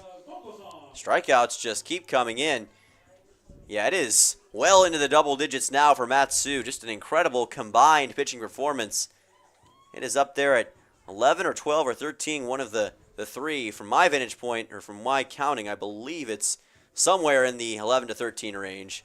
But I'm going to trust Charlie on this one, because it has been a lot of strikeouts today. My count is 11. I could have missed one, but that's the tally I have right now. Timmerman leading the way with 7. Either way, we know it's a lot, as it is Vogelsong at the plate lets this one go by, and the count goes to 1-0. And actually, let me correct myself, 12. I was one short. 12 strikeouts is my tally. That is absolutely a new ABL single game high watermark on this season. Absolutely is, as the count goes to 2-0 for the left fielder. Matsu Miners' pitching has been very, very on point in this game. It's actually one of the games where they've given up quite a few more runs than they have in other games in the series, but the offense has made up for it and has come to play today, which has been a huge factor in their ability to kind of run away with this. Count going to 2-1. Of course, the Oilers giving the Miners a lot of free passes in this game, a lot of hit-by pitches, as there's a swing and a miss, and the count goes to 2-2, and a lot of walks that made the job all the more easier for the Miners offense, and Peninsula will have to correct that as this season progresses. Vogelsong Lewis is 0 for 3. He has scored a run. He walked in the 7th and was part of that scoring bonanza off of Aiden Dolinsky. But he's one strike away. Pops this one up into the infield, and Wilcox makes the catch. The first baseman has made it 2 away. Miners are 1 out away from winning this game here in Kenai. Zachary Ferris has a pair of hits in this one. He's 2 for 3, is also walked. Just the kind of guy you want up to maybe mount a rally. Well, I said at the top of the broadcast it was the last stand for the Miners here at Coral Seymour, and now it's the last stand of the Oilers here in this game. This pitch inside from Drew Kennan, the count goes to 1-0. Ferris kind of shuffling out of the way to avoid a hit by pitch. So far, Kennan has appeared in 2 games heading into today. He allowed his first hit of the season to start this inning. In 2 2/3 innings prior, he had not given one up. This ball popped up into shallow center field. A bunch of Miners down there, and the catch is made by Ryan Richard, and that will do it. The Miners finally strike gold once again and take home a 9-4 win over the Peninsula Oilers here on the road. The losing streak comes to an end, and the Miners are back in the win column, back to 500 at 5-5 on the year, behind an incredible offense, a solid defense, and some great pitching. A signature win for the Miners as they get ready to head back to Palmer tomorrow.